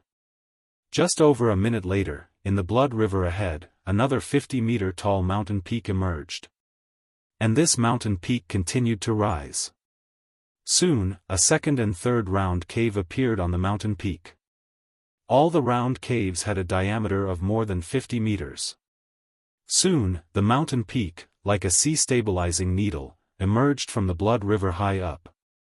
It could be seen that it was covered with huge round holes with a diameter of 50 meters. At this time, Mo had already discovered the true face of this thing. It turned out to be an octopus's tentacle.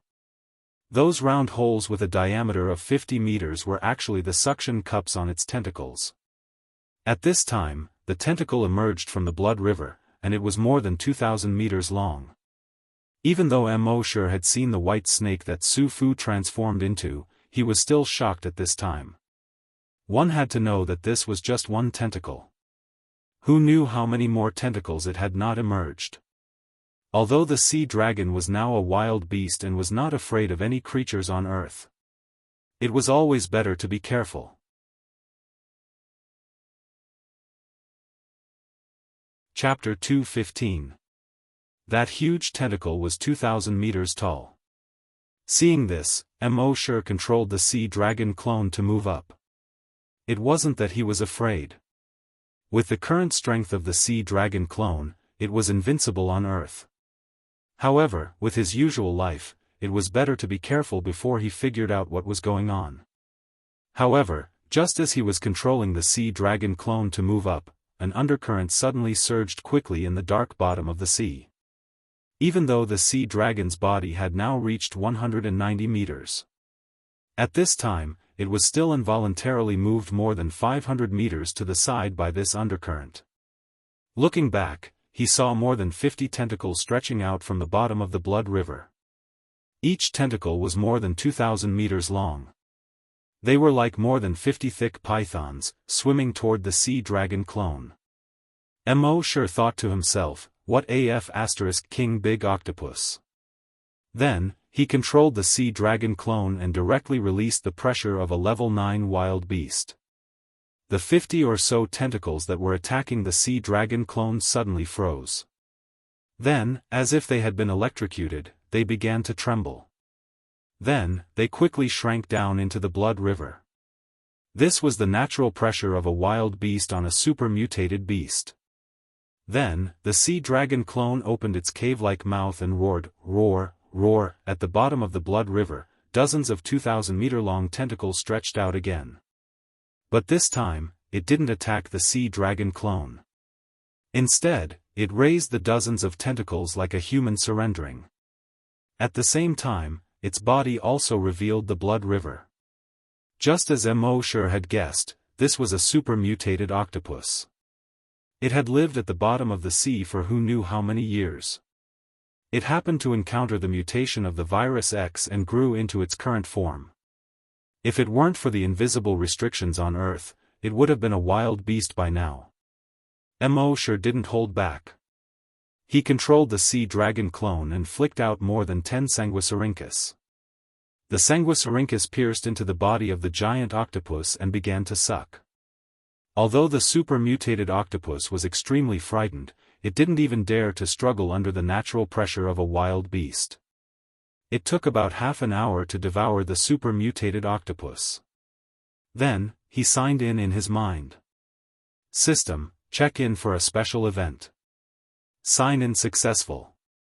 Sign-in event, killed level 10 super-mutated octopus, sign-in reward, thousands of tentacles. Mo checked the skill description of the tentacles in his mind. His heart skipped a beat. Then, he controlled the sea dragon clone's skin and flesh to squirm.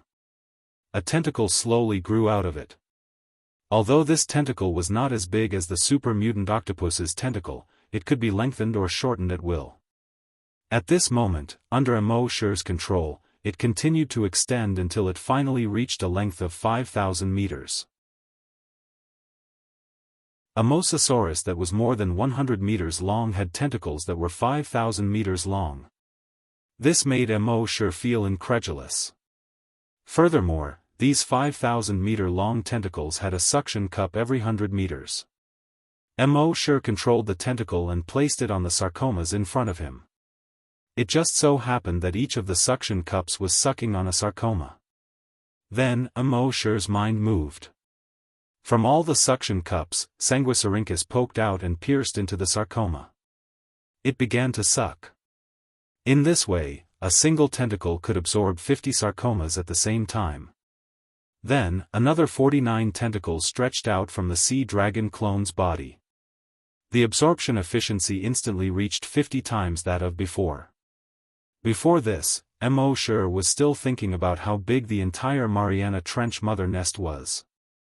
There were so many sarcomas inside. If he really wanted to absorb all of them, it would probably take 3 to 5 months. Now, this skill came at the right time. With one skill, the efficiency increased to 50 times. According to this, it would probably be finished in 3 to 5 days. The truth was just as Mo Shi expected.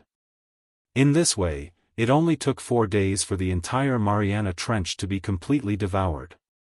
In the entire Mariana Trench, all the sarcomas were completely devoured by the sea dragon clone. The pool of blood in the broodmother's nest had already begun to fade. The thick Sanguisurincus around the mother nest had all withered.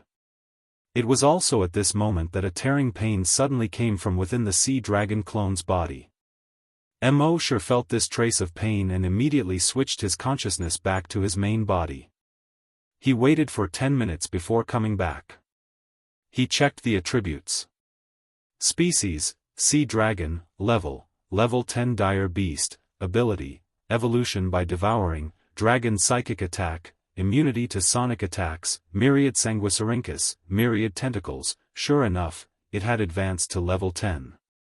At this point, Mo Shi could be considered to have completed a small goal.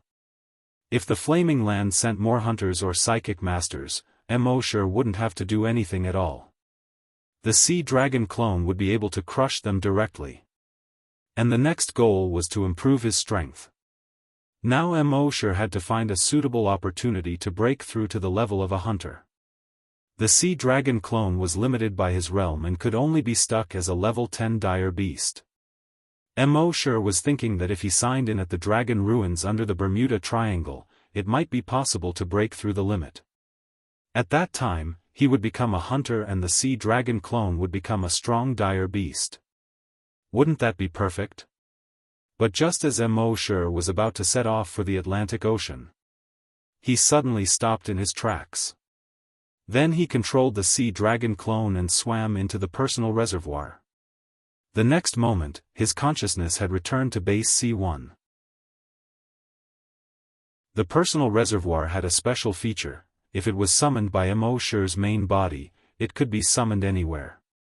If it was summoned by the sea dragon clone, it could only be summoned at the place where it disappeared. Therefore, Mo Shi let the sea dragon clone swim into the personal reservoir. Then he took a step. His figure instantly disappeared, leaving only a 100-meter-tall dragon phantom in place. At the same time, next to the blood waterfall in the Death Valley of the South Pole, more than 2,000 blue and white light balls suddenly appeared. Mo Shi's virus clone had been guarding here the whole time.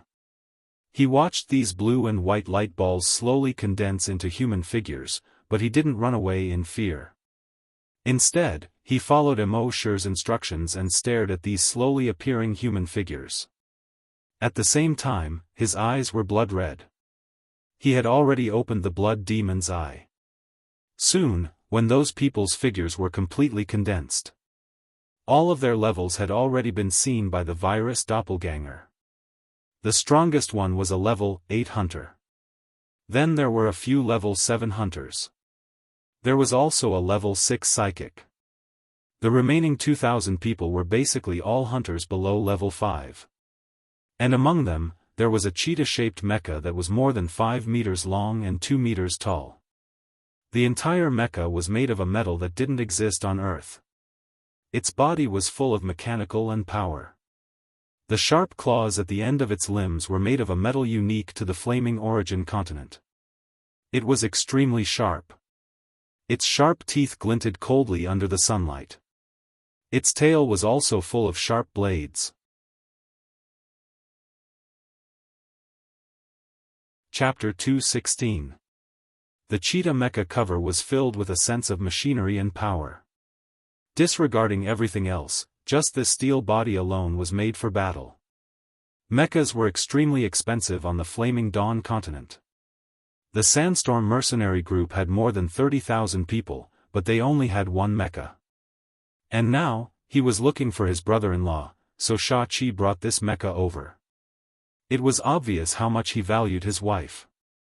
As soon as these people appeared, they naturally saw Mo.Shi's virus clone. Bertha, who had an exaggerated figure, saw Mo.Shi's virus clone and her eyes immediately turned cold. She hurriedly used her telekinesis to drag the virus clone up. She directly grabbed it in front of her. A murderous aura appeared between her eyebrows. Her voice was as cold as iron. "Speak, did you see my brother?" The virus clone didn't speak. A cold light flashed in Bertha's eyes. She used her telekinesis. Rip, the sound of cloth being torn was heard. The virus clone was directly torn into several pieces. 2 drops of blood splashed on her delicate face. She didn't wipe it away. Instead, she reached out and wiped a drop of blood. She stuck out her tongue and sucked the blood on her finger clean. She was like a child who had just eaten a snack and was sucking her finger. The entire mercenary group saw this scene and were all speechless. Who was the most ruthless in the entire mercenary group? There was only one answer in everyone's mind: the leader's wife. If anyone thought that the leader's wife Bertha was just a beautiful and sexy woman with a hot body, then they were completely wrong. She had a ruthless personality that was a great contrast to her appearance. Her gentleness and sweetness were only reserved for the leader. And the leader Shao-Chi also doted on his woman. At this moment, he tucked a strand of hair in front of Bertha's eyes behind her ear. With a gentle smile on his face, he asked, "What does this blood taste like?" Bertha's pretty face was slightly red as she said shyly, "The smell of the natives." Then she said with some anticipation, "In the Flaming Continent, you always told me not to kill people casually. I listened to you. Now that we're here, we can finally kill people, right?" Shao-Chi caressed her hair lovingly and nodded. "Of course, this is a hunting ground. The natives here are not real people. They are just prey." At this moment, countless tentacles grew out from the torn body of the virus clone. These tentacles were pulling at a few pieces of flesh, trying to reassemble them. When Bertha saw this, a cruel smile appeared on her face. It's actually an infected body. In the next moment, her psychokinesis exploded in full force and blasted towards the pile of flesh. Soon, the virus in the pile of flesh was killed.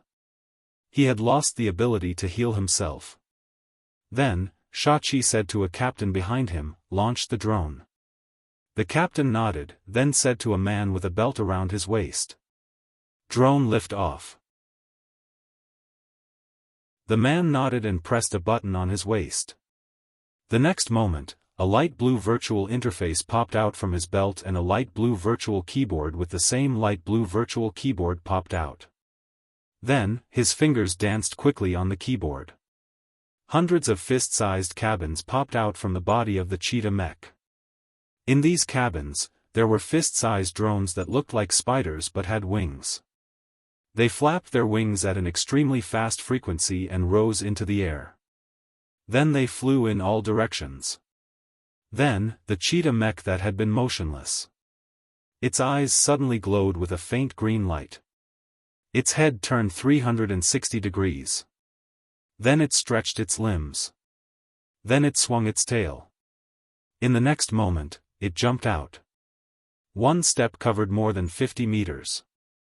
In a few leaps, it disappeared into the distant Death Valley.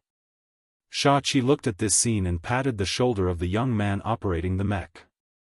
Good job, kid. You're getting better and better. One person operating 100 drones and a mech, and you're still so skillful. You're a genius. The young man's waving hands suddenly stopped. He hurriedly said in fear, "Thank you for the compliment, Captain. Practice makes perfect." Shao-Chi nodded. Then he said to the woman with an exaggerated figure, "Bertha. No one visits the first hunting ground. Father-in-law's mind is not on the hunting ground, and no one takes care of it. It has been developed freely for decades without even a map. We can only rely on these drones to find underlings." Bertha nodded obediently. "Okay, I'll listen to you." Half an hour later. At the edge of Antarctica. Mosher's figure stopped. He faced the south. There was a hint of seriousness in his eyes. Just now, he had already known the strength of these people through the detection of the virus clone. The strongest was a level 8 hunter and several level 7 hunters.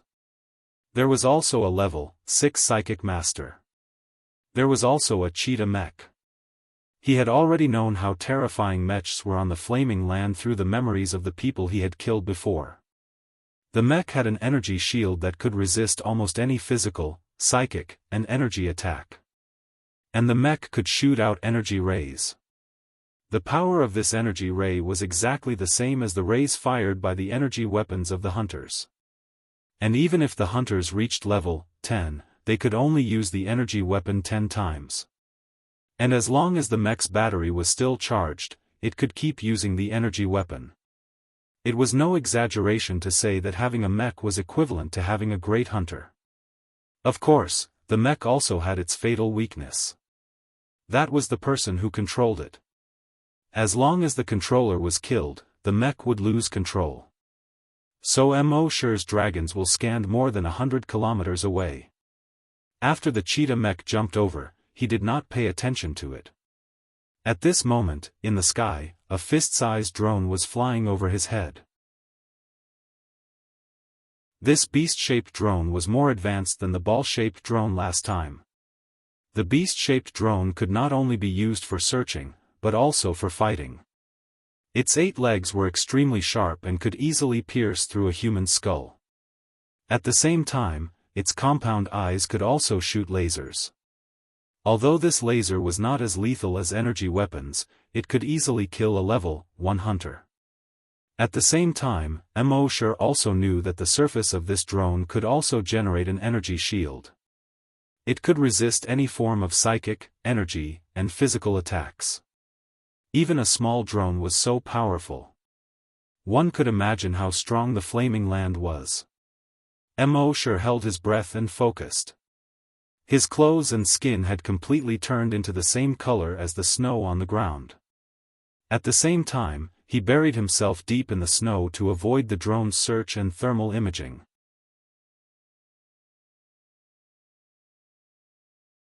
Chapter 217. Mosher detected a spider drone flying over his head. He did not attack.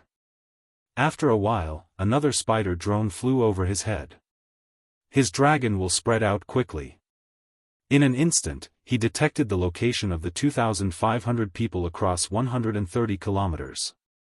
Bertha immediately sensed it when he probed with his draconic will. She frowned and a cold light flashed in her eyes. Someone is spying on us with telekinesis. As she spoke, her telekinesis also spread out quickly to resist Mosher's dragon will. However, Mosher's dragon will did not come into direct contact with her telekinesis at all. Instead, it blasted towards the young man operating the mech. Bang! The young man's body instantly exploded into a cloud of blood mist. Everyone around was shocked. The captain beside him quickly shouted, "Little Jian, take over his mech." Since the mech was so important, it was naturally impossible for it to have only one operator. There were 2 substitutes beside him. If one died, the other 2 could replace him at any time.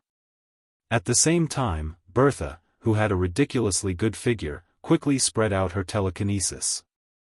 She wanted to compete with Mo.Shi's telekinesis. However, when she probed, her psychokinesis hit nothing but air. The next moment, her brows suddenly furrowed into a knot. He raised his head abruptly and channeled all of his mental power to resist the attack. However, it was too late. Boom boom boom boom boom, around them, 100 invisible meteors smashed down with a loud rumble. Most of these people were level 3 to level 5 hunters. They also felt that the situation was not good. As they activated their genetic weapons, they all jumped in all directions to dodge. The guy who was about to take over the mech was hit on the head by the dragon wool meteorite. He was instantly smashed into meat paste. Boom boom boom boom boom, explosions kept coming from all directions. Huge craters kept appearing. Terrifying shockwaves continued to spread out. Even though Bertha had blocked most of the dragon wool meteorites, there were still more than 20 meteorites that came crashing down. Almost all of these 2,500 people were sent flying by the huge impact. In this wave of attack, more than 10 telekinesis grandmasters were directly torn to shreds by the huge shock wave. As for the remaining 5 psychic grandmasters, including Bertha, they all had powerful life-saving trump cards. The instant the shockwave hit, a layer of armor covered the surface of these telekinesis grandmasters' bodies. Only then would he not be torn apart. Of course, there were those who were too lucky and were directly smashed in the head by the dragon wool meteorite. Even if they had armor, they were already dead. As for those level 1 hunters, more than 100 of them died on the spot. The rest of the scavengers below level 3 were either seriously or lightly injured. Hunters above level 3 had extremely fast reflexes, and their bodies were extremely strong. Therefore, the shockwave did not tear their bodies apart. What was even more terrifying was that a dragon wool meteorite had already smashed into a level 7 hunter's head. However, the hunter did not suffer any other injuries except that his body was smashed into the ground and his head was dripping with blood. He could even move and fight normally. Mo.Shi was secretly shocked when he saw all this. The physical strength of the scavengers was too abnormal. At this moment, the mercenaries from the flaming beginning continent were even more shocked than Mo.Shi. In their opinion, the first hunting ground was simply a barren land. Moreover, due to the rules of the hunting ground, it was impossible for a level 10 great hunter to appear. It was even more impossible for a telekinesis grandmaster to appear. However, the attack just now was clearly the work of a telekinesis grandmaster. It was very likely that the attacker was a level 6 telekinesis grandmaster. How was this possible? The leader, Shachi, was even more shocked and furious. Initially, he had thought that with so many hunters, they would be able to dominate the lousy first hunting ground and sweep through everything in their path. However, he did not expect that they would be ambushed as soon as they arrived. They had lost more than 100 hunters and more than a dozen telekinesis grandmasters. This loss was simply too great. Damn it! Sandstorm Mercenary Group, listen to my orders. Raise this barren land to the ground. He roared in exasperation. It was as if an adult had been slapped by a child in front of everyone. Everyone in the mercenary group was also furious. This barren land, a low-level hunting ground, had caused the Sandstorm Mercenary Group to suffer such a great loss. This was outrageous. The leader shouted to the third substitute mecha operator, Little Hai, operate the mecha. Little Hai's heart suddenly tightened. He wanted to say that he had only been learning from his master for a month. However, when he saw the leader's murderous eyes and the leader's wife's eyes, he trembled. His heart suddenly trembled. He hurriedly replied, yes. As he spoke, he untied the belt from his master's waist and wrapped it around his waist. He turned on the virtual keyboard and virtual screen. Then, he tapped a few times on the keyboard and silently opened a document. When the leader saw the title of the document, he almost spat out blood. The title of the document was, Cheetah G35-1 Mecha Manual. Pfft! When the surrounding people saw this, they almost spat out a mouthful of blood. Bertha's heart was already burning with anger.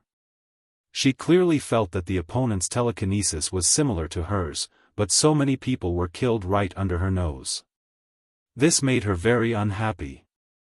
At this time, she saw Little Hai silently open the manual. He was even more furious than before.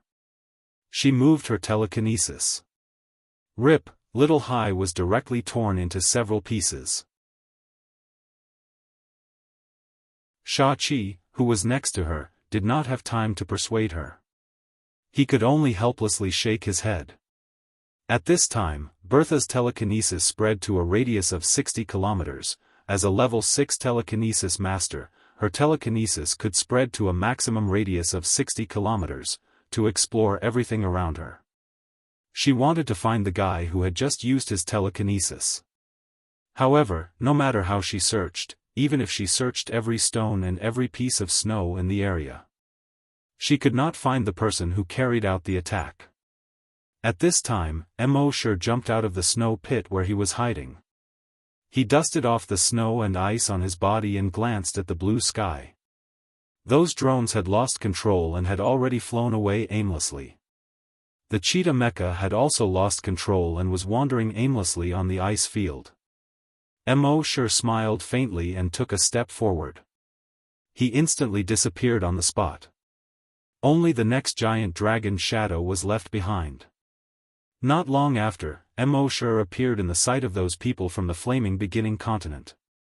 Their faces all turned cold.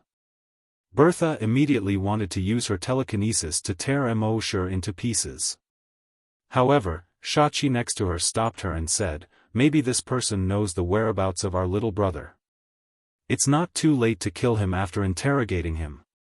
Only then did Bertha dismiss the idea of directly tearing Mo Shi into pieces. At the same time, Sha-Chi stared at Mo Shi with a solemn expression and said to the others, "Everyone, get ready to fight at any time. This person is not simple."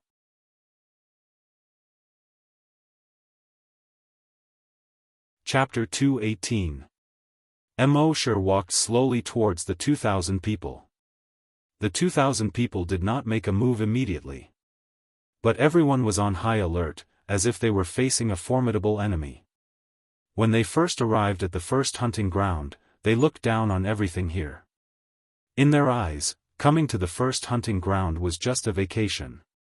However, after experiencing the telekinesis meteorite, they were extremely vigilant against this person. After all, this person was likely to be a psychic master above level 6. Mo Shi came to a place 50 meters away from these people and stood still. Everyone saw that Mo Shi looked exactly the same as the infected person they had killed before. They were a little confused. Could this guy be a twin? Sha-Chi tapped twice on the watch on his left wrist. The holographic images of a long-haired young man and a bald middle-aged man appeared beside him. He pointed at the two images and asked Mo Shi, "Have you seen them?" Mo Shi did not hide and nodded, "Yes." When Bertha heard this, an anxious look appeared in her eyes as she asked, "Where are they?" Mo Shi's face was calm as he said casually, "Kill him." He said it so casually, as if he had just killed an ant. As soon as he said this, the scene fell silent. The next moment, Bertha's psychokinesis suddenly covered the sky and pressed down on Mo Shi. "Die for me." A roar full of anger and hatred came from her mouth. Rip, the sound of cloth being torn could be heard. Mo Shi's body was torn into several pieces. It was even more miserable than the doppelganger beside the blood waterfall. However, this was only Mo Shi's doppelganger. When he knew that his strength was far inferior to the other party, how could Mo Shi take the risk? He just let this doppelganger bring his personal reservoir to those people. At this time, the doppelganger had been killed. But a circular hole with a diameter of 50 meters appeared in the air. Everyone looked at the circular hole that suddenly appeared and were a little confused. What is this? Some experienced mercenaries felt their hearts palpitate when they arrived at the entrance of the cave. Not good, quickly disperse. The old mercenary screamed and quickly turned around to flee. However, it was already too late. A figure leaped out from the cave in an instant. He swallowed the old mercenary in one gulp. The old mercenary was a level 3 hunter. He didn't even have time to scream before he was buried in the belly of the figure. At the same time, the figure's body continued to emit crisp sounds. Ka ka ka, accompanied by this sound, the figure rapidly expanded. In the end, it reached a length of 200 meters.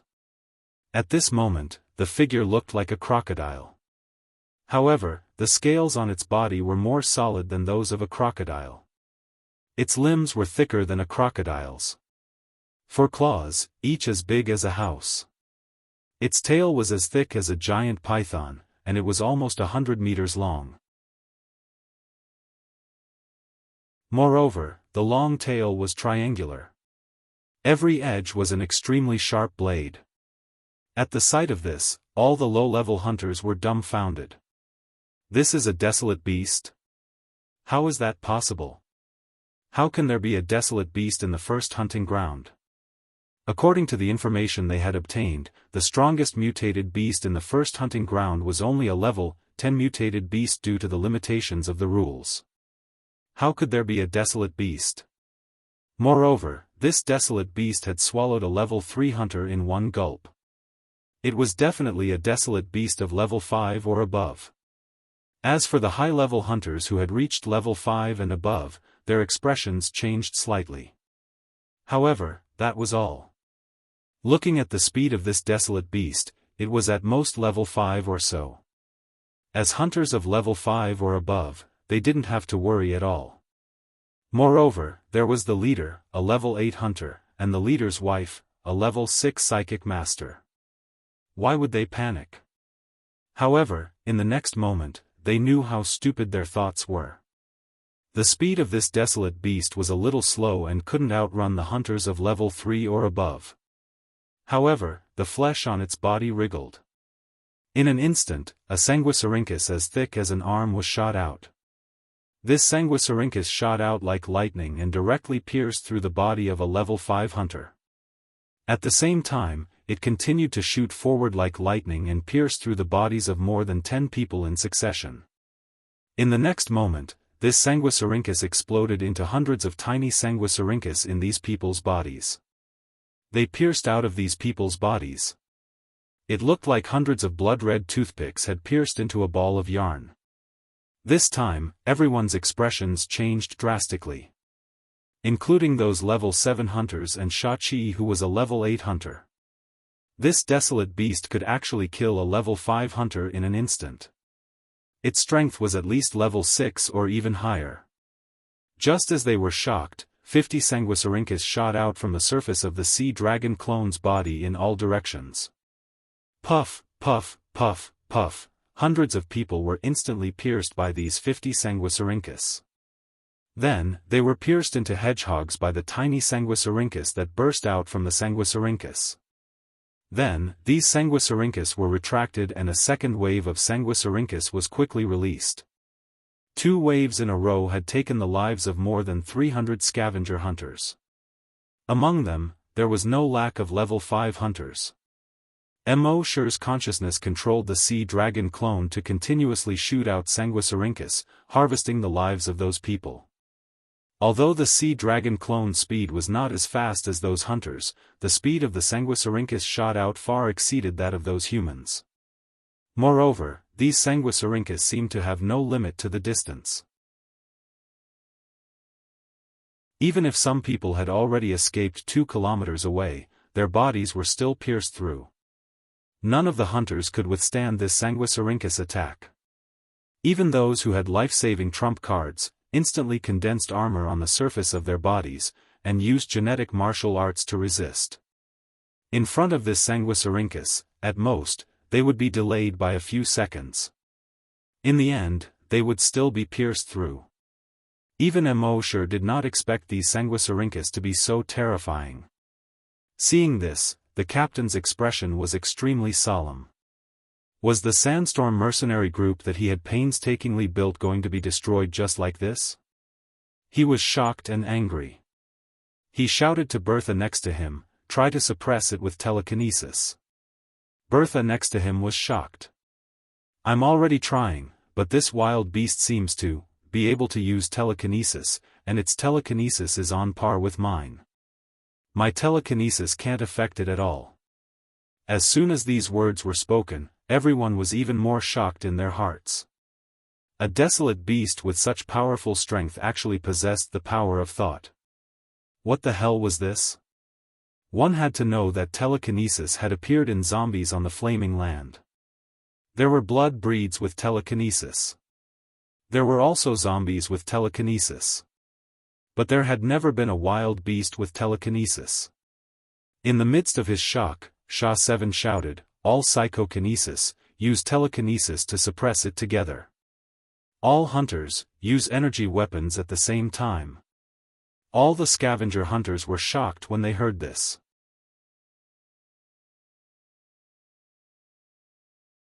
Chapter 219. All hunters, attack together with your energy weapons. Sha Qi, the captain, commanded. All the hunters felt a chill in their hearts when they heard this. After using their energy weapons, the energy in their bodies would be depleted. If their energy weapons couldn't kill this wild beast, then they could only wait for death. It seemed that the captain was going to risk his life. But there was no other way at this time. They couldn't escape anyway. This wild beast seemed to have the intelligence of a human. The further they ran, the faster they would die. Therefore, the genetic weapons on the right arms of all the remaining 2,000 hunters emitted a scorching red and white light. They turned into energy weapons. The next moment, more than 2,000 red and white lights shot out from their energy weapons. They instantly attacked the sea dragon. Hiss hiss hiss, hiss hiss hiss, hiss hiss hiss, their energy weapons instantly pierced through the defense of the sea dragon clone. Thousands of holes were shot out of the sea dragon clone's body. However, compared to the huge body of the sea dragon clone, these holes caused by energy were not worth mentioning.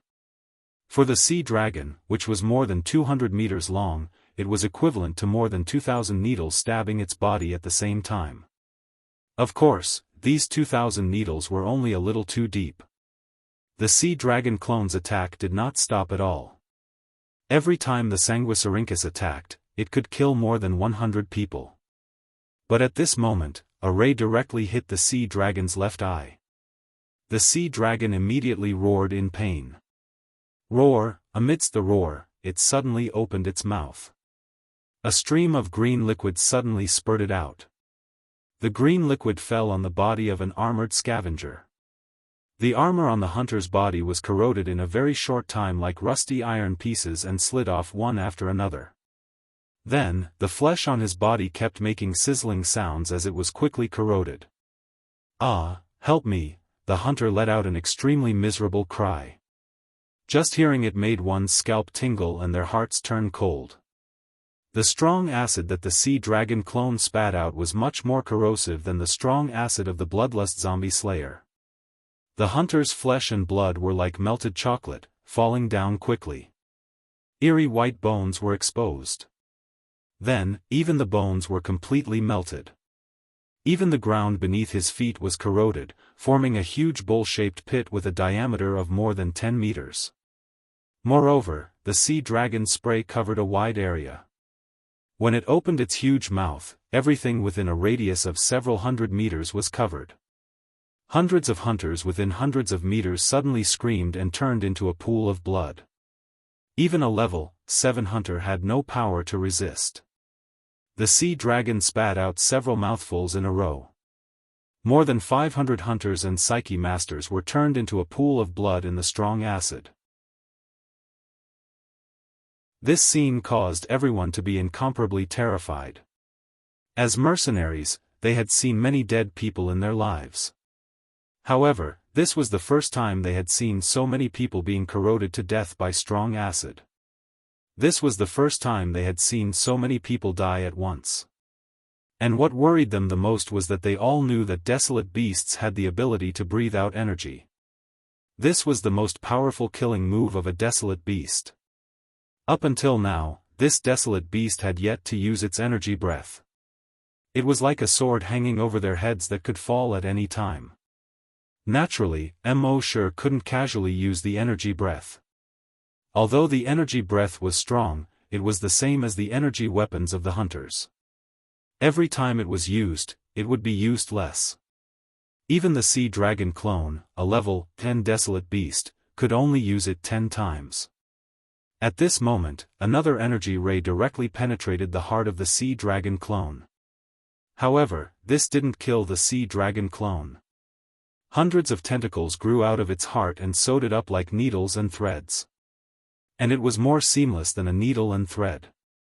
However, Mo sure could clearly feel that this time, the tentacles in the sea dragon clone's body sewed up the wound much slower than before. This was because the dozens of psyche masters on the other side were using their psyche power to kill the virus and cells in the sea dragon clone's body at the molecular level. The sea dragon clone's level 3 dragon will was originally equivalent to the psyche power of a level 6 psyche master.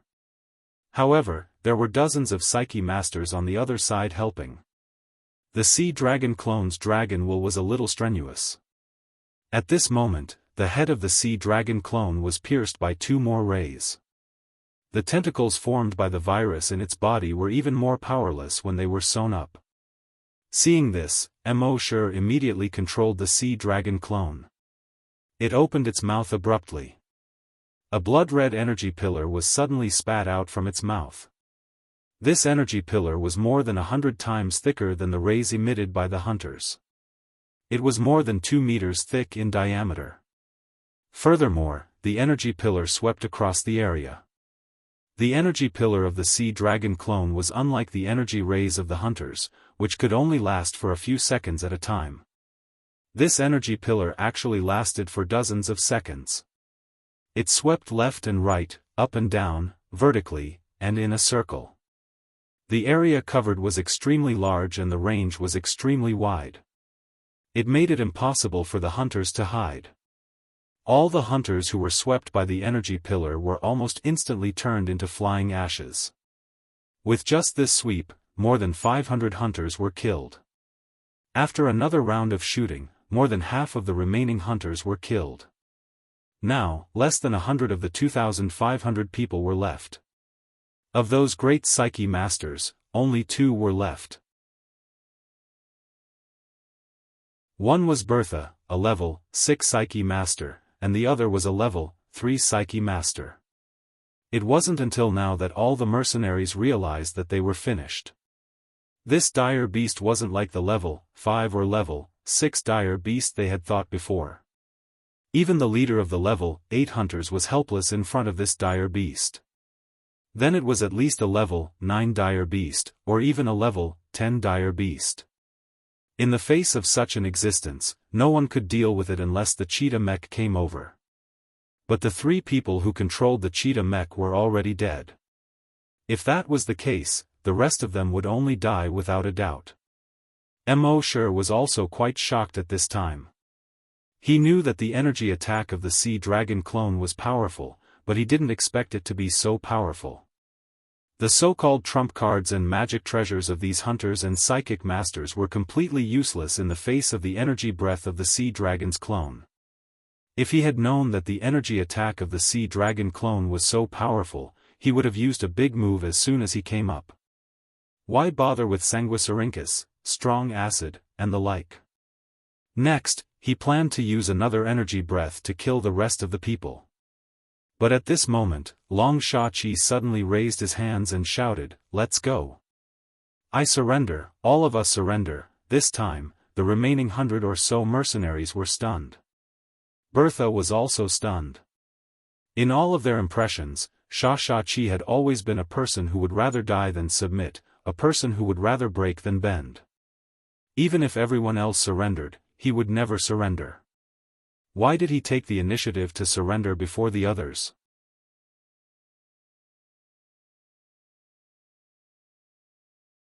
Chapter 220. No one had expected that before the others had surrendered, their commander would be the first to surrender. And no one expected their leader to surrender to a desolate beast. Desolate beasts basically had no intelligence. Did it know how to surrender to it? But what they didn't expect was that after their leader raised his hands and shouted his surrender, this terrifying desolate beast had actually stopped its attack. Xianxia heaved a sigh of relief. He turned around and explained to everyone. This desolate beast is not as smart as a desolate beast. It's more like a human. Even if it's not that smart, there must be a human controlling it. Everyone understood. It turned out that their leader was surrendering to the human behind the desolate beast. But they still didn't understand. With their leader's unyielding character, how could he surrender? Xianxia said to everyone, "Retract your genetic and energy weapons. Quick, don't wait for it to go back on its words." Everyone looked at each other. One by one, they retracted their genetic and energy weapons. Based on the current situation, if they continued to fight, they would probably die in the next second. If they surrendered as their leader said, although the desolate beast might not let them go, at least they would die a slower death. Who wouldn't want to live a few more seconds? Their leader, Xianxia, shouted to the sea dragon clone. "I'm the leader of all of them. If you want to kill me alone. Please let my brothers and my woman go." The sea dragon clone didn't move. Xianxia heaved a sigh of relief when he saw that the desolate beast didn't intend to attack again. He turned around and said to everyone, "Every one of you, join my sandstorm mercenary group. You're my brothers. I, Xianxia, made a wrong decision and lost the lives of so many of my brothers. I can't bear to see the remaining 100 or so brothers die." Then, he turned around and looked at his woman affectionately. "Bertha, I'm too stupid and caused the death of so many of our brothers. But I can't watch you die for nothing. I'll stay. All of you leave. Now." The remaining 100 or so people in the mercenary group felt their blood boiling. Their leader was willing to give up his life for them. How could they let their leader die for nothing? "Leader, let's fight it. If we die together. When we first joined the mercenary group, we were already brothers. Since we can't survive, we might as well die together." Bertha's tears fell like rain as she sobbed. "Xianxia, I'll accompany you. All of our brothers will accompany you." Xianxia's eyes were also filled with tears as he reprimanded his brothers. "Shut up. You are all people with parents and families. If you die here, who will your parents and wives depend on in the future? If I can use my life to exchange for all of your lives, as the regiment commander, I will not shirk my duty." He then turned around and said to Bertha, who had an exaggerated figure, "Bertha, don't think about me when you go back. Find a good man and marry him." As he spoke, his own voice was choked with emotions. He hugged Bertha tightly, as if he didn't want to leave her again. Bertha's tears fell like rain. "Xianxia, no. If you die, how can I live alone?" "Xianxia, we agreed to die together." However, before she could finish her sentence, she stopped abruptly. Rip, her body was torn into two halves. And the person who tore her body apart was none other than someone else. It was her husband, her lover, Xianxia. This sudden change occurred. Everyone was dumbfounded. Their minds were a little jammed, and they couldn't react in time. Even Immortal was shocked. Previously, Xianxia had said that he wanted to surrender and let them go, and that he would die alone. Immortal naturally didn't believe these words. He had been guarding against Xianxia. If he dared to make a sudden move, Immortal would be able to turn him into ashes in an instant. However, Immortal had never expected that Xianxia would suddenly attack and kill his beautiful wife under such circumstances. What kind of F***king plot was this? Just as everyone was still in a daze, Xianxia swung his hands again. His wife, who had been torn into two halves, was torn into pieces again. His expression was ferocious, and a genetic weapon suddenly appeared on his right arm. Then, a red and white light shone from the genetic weapon, and it transformed into an energy weapon. The next moment, a red and white light suddenly shot out from the energy weapon. It instantly shot towards the more than 100 mercenaries. Bang! A single sweep of the gun had killed more than 20 wild hunters. Bang! With another sweep of the gun, more than 20 hunters were directly shot into two. The remaining mercenaries only reacted at this moment. Some quickly turned around and wanted to escape. Some wanted to form a genetic weapon to counterattack. However, their levels were much lower than Xiaqi's. Moreover, Xiaqi was scheming against them.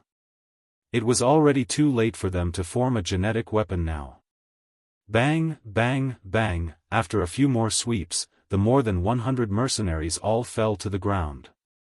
These mercenaries, including Xiaqi's wife, Bertha, all had an expression of extreme disbelief on their faces. Even until death, they couldn't believe that their leader, who had always treated them like brothers, would suddenly turn around and kill them. Bertha also couldn't believe that her husband, who had always been obedient to her and spoiled her like a princess, would suddenly turn around and kill her. And his method was so cruel. Previously, everyone thought that Bertha was the most ruthless person in the entire mercenary group. But now, they understood that the most ruthless person in the mercenary group was their leader, Xiaqi. After Xiaqi killed those people, he confirmed that none of them were left alive. There was a pleased look on his face. He let out a long sigh and looked up at the sky. Awesome! But a moment later, he knelt down toward the east with tears in his eyes. He knocked his head heavily on the ground and said, "Dad, Mom, Big Brother, I've finally avenged you." As he spoke, his voice was choked with sobs, as if he had returned to several years ago. Then, he told his story to the sea dragon clone. 23 years ago, I was only a 3-month-old child. At that time, my dad was the owner of the first hunting ground. He has a subordinate named Belki who plotted to kill my parents and my brother and took over the first hunting ground. Fortunately, my father's guard at that time risked his life to bring me out of the encirclement. Later on, I gradually grew up and founded the Sandstorm Mercenary Group. It's all so that one day, I can fight my way to the first hunting island, avenge my parents and elder brother, and take back the first hunting ground. It was only later that I discovered that Bertzi's daughter, Bertha, was actually a psychic grandmaster. It wasn't easy to kill them. So I could only take the opportunity to get close to Bertha and finally married her. I planned to find an opportunity to kill their entire family for revenge. But if I did it casually, it was likely that someone would find out. This time, coming to the first hunting ground gave me the opportunity to kill Bertha first. Once Bertha is dead, I will have a greater chance to kill Bertzi and his wife when I go back. At this point, Xiaqi wiped his eyes and said to the sea dragon clone, "Sir, please give me a chance to take revenge. After I've taken my revenge, I'll come back and be at your disposal."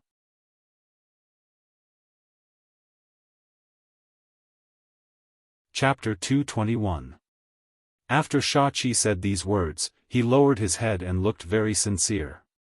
He did not dare to resist. For such a person, according to Mo Shi's personality, he would not hesitate to kill him. Although this person had a blood feud, so it was understandable. But to be able to endure for so long, betraying his brother and tearing apart his wife. Mo Shi would not let such a person go easily. But today was different. Mo Shi's main body rushed over from afar with dragon shadow step. Xiaqi saw another person that looked exactly the same as the previous two infected people running over. He felt strange in his heart. Just how many of these infected bodies were there? But he already knew that this wild beast was definitely controlled by this infected person. He quickly said to Mo Shi, "Please allow me to go back and take revenge. I swear on my energy weapon, if I say half a lie, I will die from the backlash of my energy weapon." Mo coldly snorted in his heart. Swear on your energy weapon. Swear on your sister. Mo had absorbed the memories of those people and knew that swearing on energy weapons was very common in the Flaming Origin continent. But swearing this thing was just nonsense. Whoever believed in such a thing was an idiot.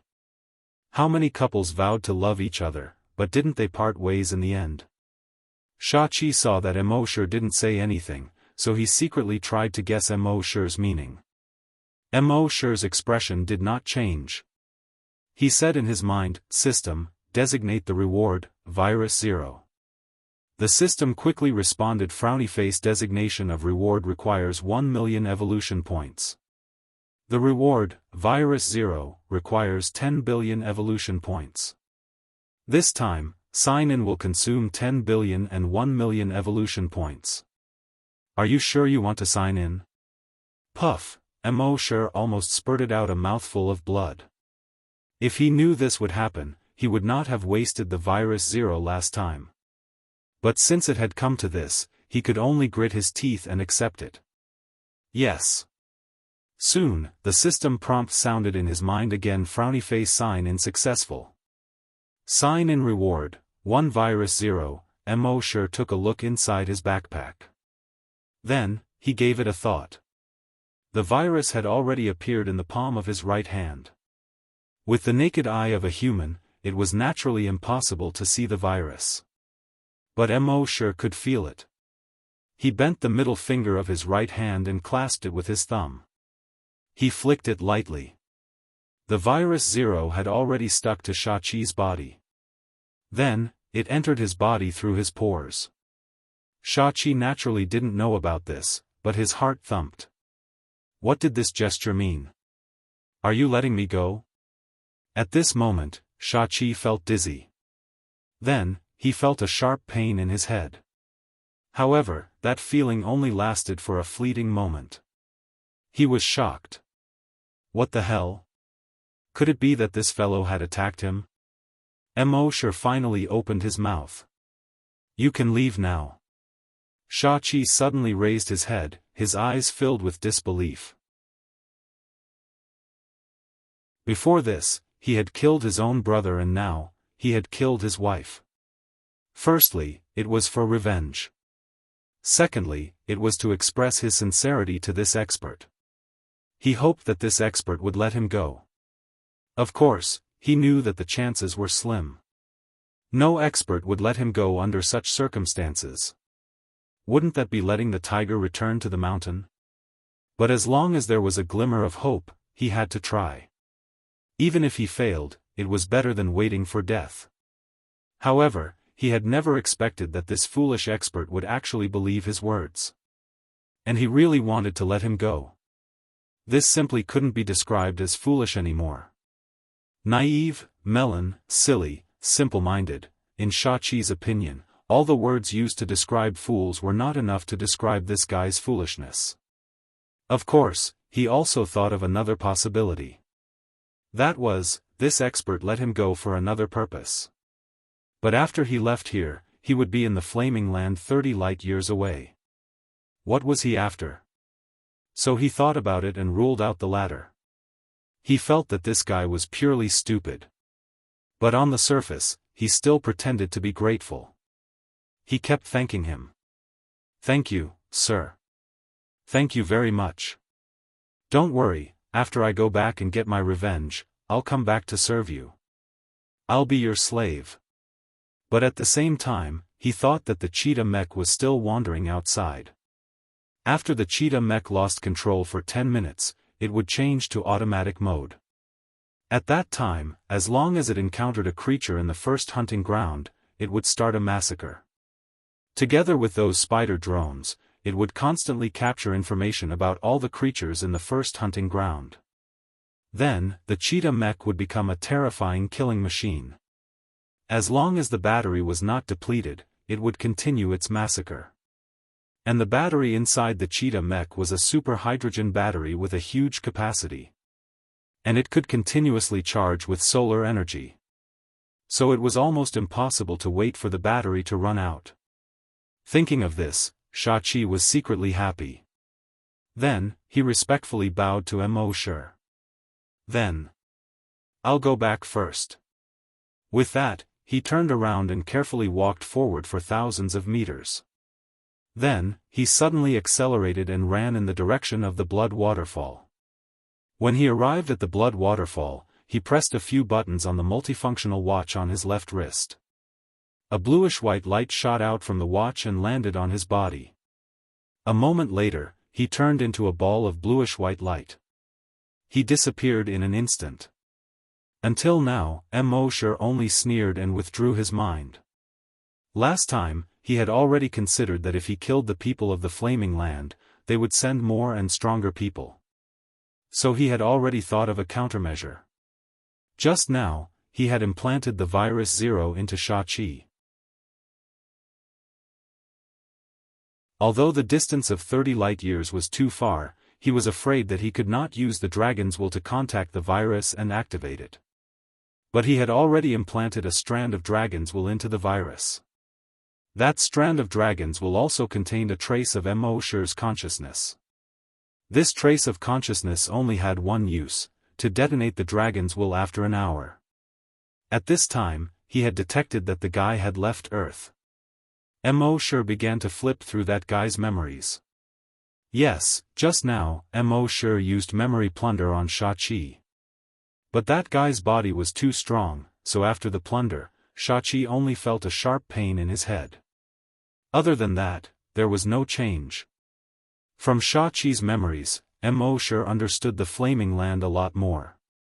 At the same time, he also learned about the cheetah mech from that guy's memories. He frowned slightly. This cheetah mech was a bit troublesome.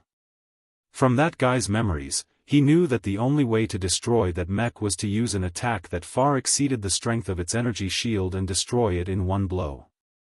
But that required at least the level of a desolate hunter. Currently, Mo Shi could not do that at all. The other way was to control the keyboard and turn off that guy. Mo Shi did not know anything about that, so naturally, he could not turn it off.